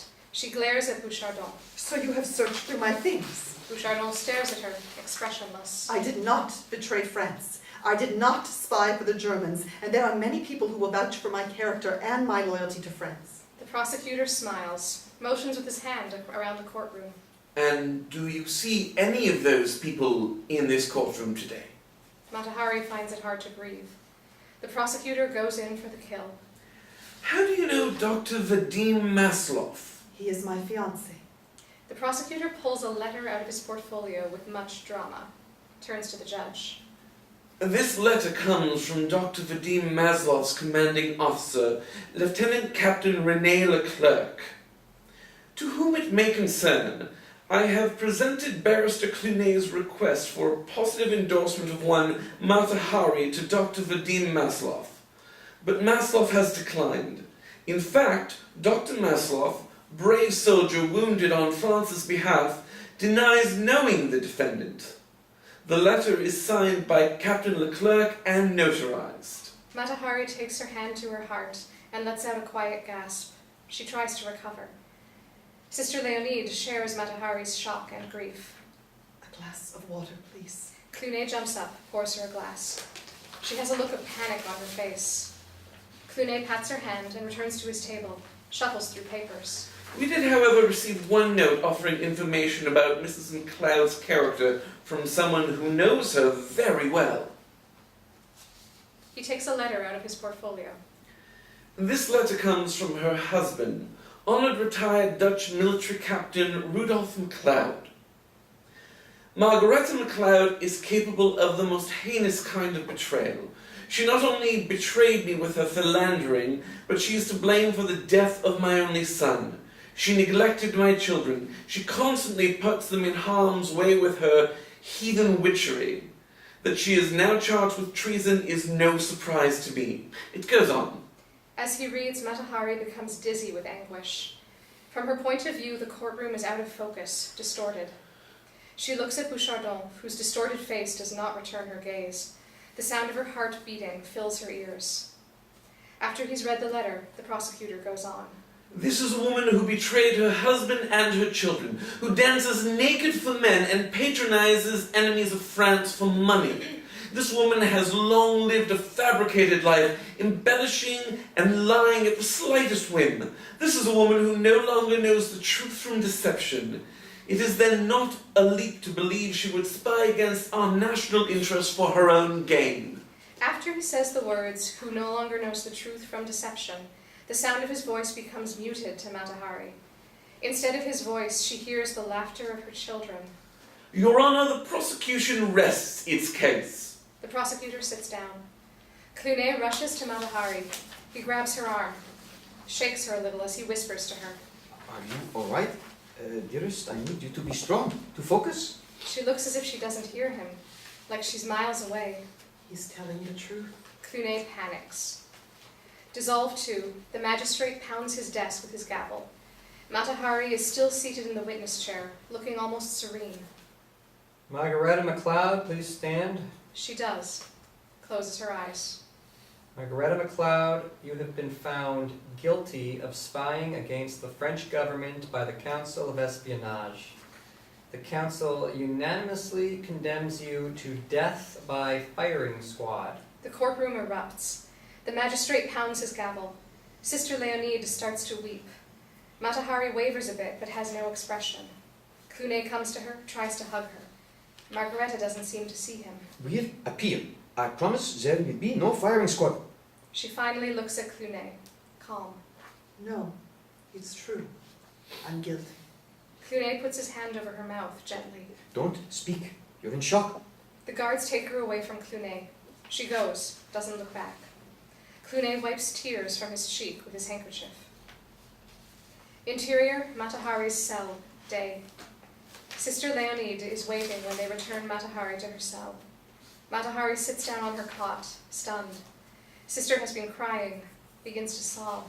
She falls on Matahari's lap. It's all my fault. Forgive me. Matahari has no response. She stares into space, then turns to Sister. I know you don't want to see me. You have every reason not to, but I beg you to hear my confession. Matahari looks at her without understanding what she's saying. If I didn't tell Inspector Bouchardon things I overheard here, he would have... Matahari puts a finger to Sister Leonide's lips to quiet her. Sister Leonide can't hold back anymore. She sobs. I have sinned. Can you forgive me? No, you should never forgive me. Because of me, you're going to die. Sister sobs in Matahari's lap. Matahari strokes her hair. Your sins pale in comparison with my own. Who am I to judge you? You did me a service. You said sometimes we buried the truth so deeply that when it appears we can't believe it could be true. I was in the courtroom and it was so hot, and suddenly I remembered the night Norman died. I remembered it all. Sister stops crying, sits up, stares at Matahari, who wipes her tears away. I have lied to myself all this time because the truth is too horrific. Exterior, Java House, 1899, night. Margareta steps out of the house and sees Takandi seated on the porch on a straw mat. He is smoking. That night I kissed the children and left Kidul with them. When I went outside, Takandi was on the porch. The air was rich with the sound of insects thrumming in the night. Takandi invited me to join him. He was smoking and he offered me his cigarette. Margareta sits on the straw mat beside Takandi. He offers her his cigarette. But it wasn't tobacco. It was something that made me go out of my mind. She takes a big puff. Time for Missy to feel good. Margareta looks at him, puzzled by his comment, but she can't keep his face in focus. She's clearly high, her eyes glaze over. Takandi's eyes are mere slits. He takes the cigarette from her and slowly moves his finger up her arm. She looks at him confused, pulls her arm away as if in slow motion. He smiles. She smiles. From her point of view, all her senses are heightened. The gibbons screaming, the vibrant color of the flowers. Takandi plucks a gardenia, slowly brings it to her. She reaches out, touches it. He moves it closer to her nose. She inhales the fragrance. Takandi watches, then reaches over, moves his hand up her bare leg. She closes her eyes for a moment, enjoying the sensation. Then she realizes it's Takandi and tries to pull away, but he is already caressing her waist and then her breasts. Her body is filled with electricity, but she's too high to really process what's happening. He slips his hand inside her sarong and caresses her flesh. She forces her eyes to stay open, tries to protest, but no words come out of her mouth. The world is swirling around as he pushes himself on top of her. The sound of her heartbeat is so loud it drowns out the calls from the gibbons. They have sex. Takandi climaxes quickly, gasps, and turns over on his back. Margareta is dizzy, confused. She turns and sees Norman standing in the doorway. He's terribly distraught at what he's just seen. Norman runs past them outside into the night. Horrified, Margareta pulls her sarong around her. Still dizzy, she stands, follows him, grabs him, tries to carry him, protesting, back onto the porch. Norman breaks away and runs into the house and up to his room. Takandi has disappeared. Margareta stumbles, groggy and dizzy. She can't stand up. She stumbles and falls, sitting down hard on the porch. She looks up to the window to the children's room. There she sees an anguished Kadul, her eyes filled with pain. She's holding something to her chest. Interior, Matahari's cell. Night. Matahari stares straight ahead. Sister sits next to her. It was because of me, because of my betrayal that Kadul poisoned my children. Sister takes Matahari's hand. God forgives you. You weren't in your right mind. That man took advantage of you. You have suffered much because of that moment of weakness. You must focus on hope. Make a new appeal for your freedom. Matahari smiles, pats her hand. Don't you see? There is perfect symmetry to this. I hope they execute me tomorrow. I can't live another day knowing I am the reason Norman died and Non was taken away. The guard comes with Dr. Bizarre, opens the cell door and lets him in. He sits on the other side of Matahari. They are all three silent. Finally, Sister gets up. She makes the sign of the cross, then impulsively hugs Matahari. Dr. Bizarre takes out an envelope, taps one sleeping pill out of it, then another. He hands her the pills and a glass of water. These will help you sleep. She doesn't speak, takes the pills. They sit longer in silence. Then she lays her head on his shoulder. Tell me what will happen the morning they come for me. Leave out no detail. Dr. Bizarre takes a deep breath, begins to talk. They won't tell you when. The guards will come for you early one morning. Then what? Interior, Matahari's apartment, day. Once you're dressed, you'll be escorted out the prison door about 500 feet to the edge of the forest. His voice fades. Anna reads about the death sentence in the newspaper, covers her mouth and weeps. Then, with resolve, she goes to the bedroom, takes out a satchel, and begins packing. There's a knock at the door. Anna looks through the sheer drape and sees it's the spitting image of a young Matahari on the porch. It's Non. Anna flings the door open. I've come to see my mother. I was told she lives here. My name is Non McLeod. I remember you. You were outside my school. Oh, you beautiful girl. Come in. Come in. Non enters the apartment, surveys this new world, looks at photos on the shelf. That was taken in Venice at the Royal Theatre. She's very beautiful, and you look so much like her. Do I? When will she be home? Anna is surprised. Non doesn't know about the sentence. She's performing in London. She should be home soon, but I'm afraid I have to leave for a couple of days. Non looks alarmed. No, you must stay here. You must be here when your mother returns. She will be so very happy to see you. I wasn't sure. My father has told me so many times that she wanted nothing to do with me. But I remember her. I remember her so well. I didn't want to believe him. There has not been a single day, not a minute, really, when she hasn't thought of you and longed to have you with her. Non's eyes light up. I remember her voice and how lovely she smelled, like gardenias. She pulls the lava rock out of the pocket of her dress. She gave me this a long time ago. It's from Java, from the volcano. I keep it with me always. Non lays the rock down on the table. Of course you do. Come with me. She leads Non into Matahari's bedroom. This is where you'll stay. She would want that. Non touches the beautiful silk bedspread, picks up a small jewelry box. She spots the old, worn-out Wayland puppet from Java, runs to it. Anna leaves the room, comes back with a large box. She takes the top off. Your mother wrote you letters every week. They were all returned to us, but I saved them. Now you can read them. Non is thrilled. She sits down on the bed next to the box, pulls out a letter, then looks at Anna with such happiness it breaks Anna's heart. Thank you. Thank you so much. Anna is about to break down, so she turns to leave and begins talking very fast. I'll only be away for a couple of days. There's plenty of food in the cupboard. You must make yourself at home. Everything in this house is yours now. Non can't stop smiling. And when she comes home, we'll have such a lovely time. Anna leaves Non reading the letters. She goes to the closet, takes the last 2 pieces of jewelry out of the box, leaves the sapphire bracelet. She puts her coat on, then spots Non's rock. She slips it into her pocket, leaves. Exterior, pawn shop, day. Anna goes in and comes out, tucks a wad of bills into her purse. Interior, Matahari's cell, morning. Sister Leonide brings Matahari her coffee. It's a cold morning. They sit with the wool blanket draped over them on the cot. Matahari sips her coffee, notices the dirt beneath her fingernails. She smirks. So I'm destined to die filthy, never to feel the glorious caress of a warm bath ever again. She sighs, takes another sip of coffee.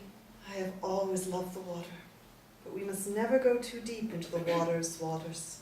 When I took Non and Norman to the sea, we only swam in the shallow waters near Pelabuhan Ratu. I was so careful with my children. I was a good mother. I loved them more than life. Sister takes her hand. You are a fiercely loyal and loving mother. Tears run down Sister Leonide's cheeks. Matahari notices, wipes them away with her fingers. Oh, sister, don't cry. Like every Dutch child, I know the stories about the great wall of water when the tide comes in. If it catches you, it will pour into your mouth and drown you. But don't you see? I've walked across the water. I walked across the water, and I did not drown. Matahari leans against her, looks off into the distance. Don't be afraid, sister. I will know how to die. Exterior, Saint Lazare Hotel, night. Anna opens the door of a modest hotel room. She sets her satchel down on the floor, sits on the side of the bed, fully dressed. Interior, Matahari's cell, night. Sister reads the Bible while Matahari sleeps.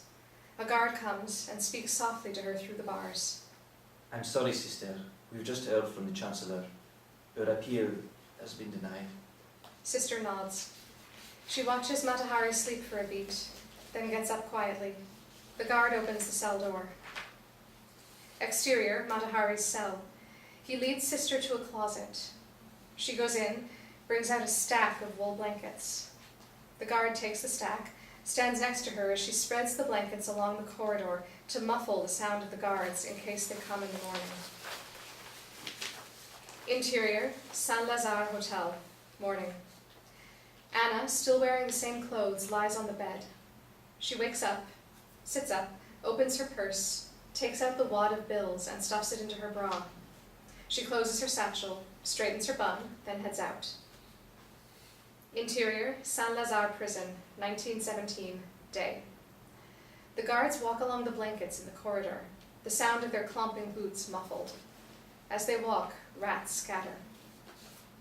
Interior, Matahari's cell, day. Matahari is asleep. Sister Leonide wakes her gently. It's time. Matahari doesn't understand at first, then sees the guards. Sister has opened a suitcase with the clothes Matahari wore when she was arrested.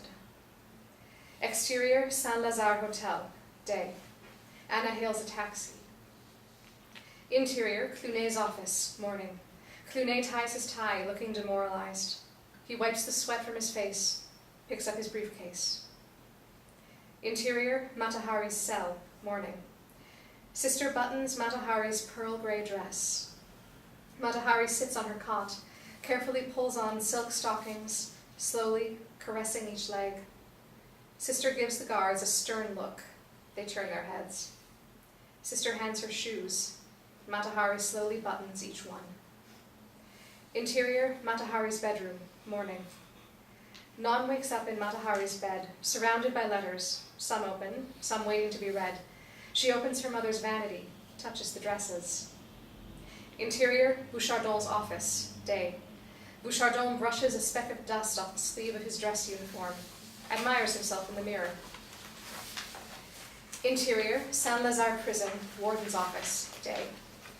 Anna arrives at the prison and goes to the warden's office. She holds out the wad of francs she's brought with her. The warden shakes his head, a firm no. Interior, Matahari's cell. Matahari is dressed. Sister hands her the felt tricorn hat. She places it on her head. She throws her blue wool coat around her shoulders like a cape. Dr. Bizarre takes Matahari's arm. The two walk out together. Sister Leonide follows behind, reading the Bible. Exterior, Saint-Lazare prison, day. When they open the door, Clunet is standing outside with Anna. Matahari is overwhelmed by the sight of her old friend.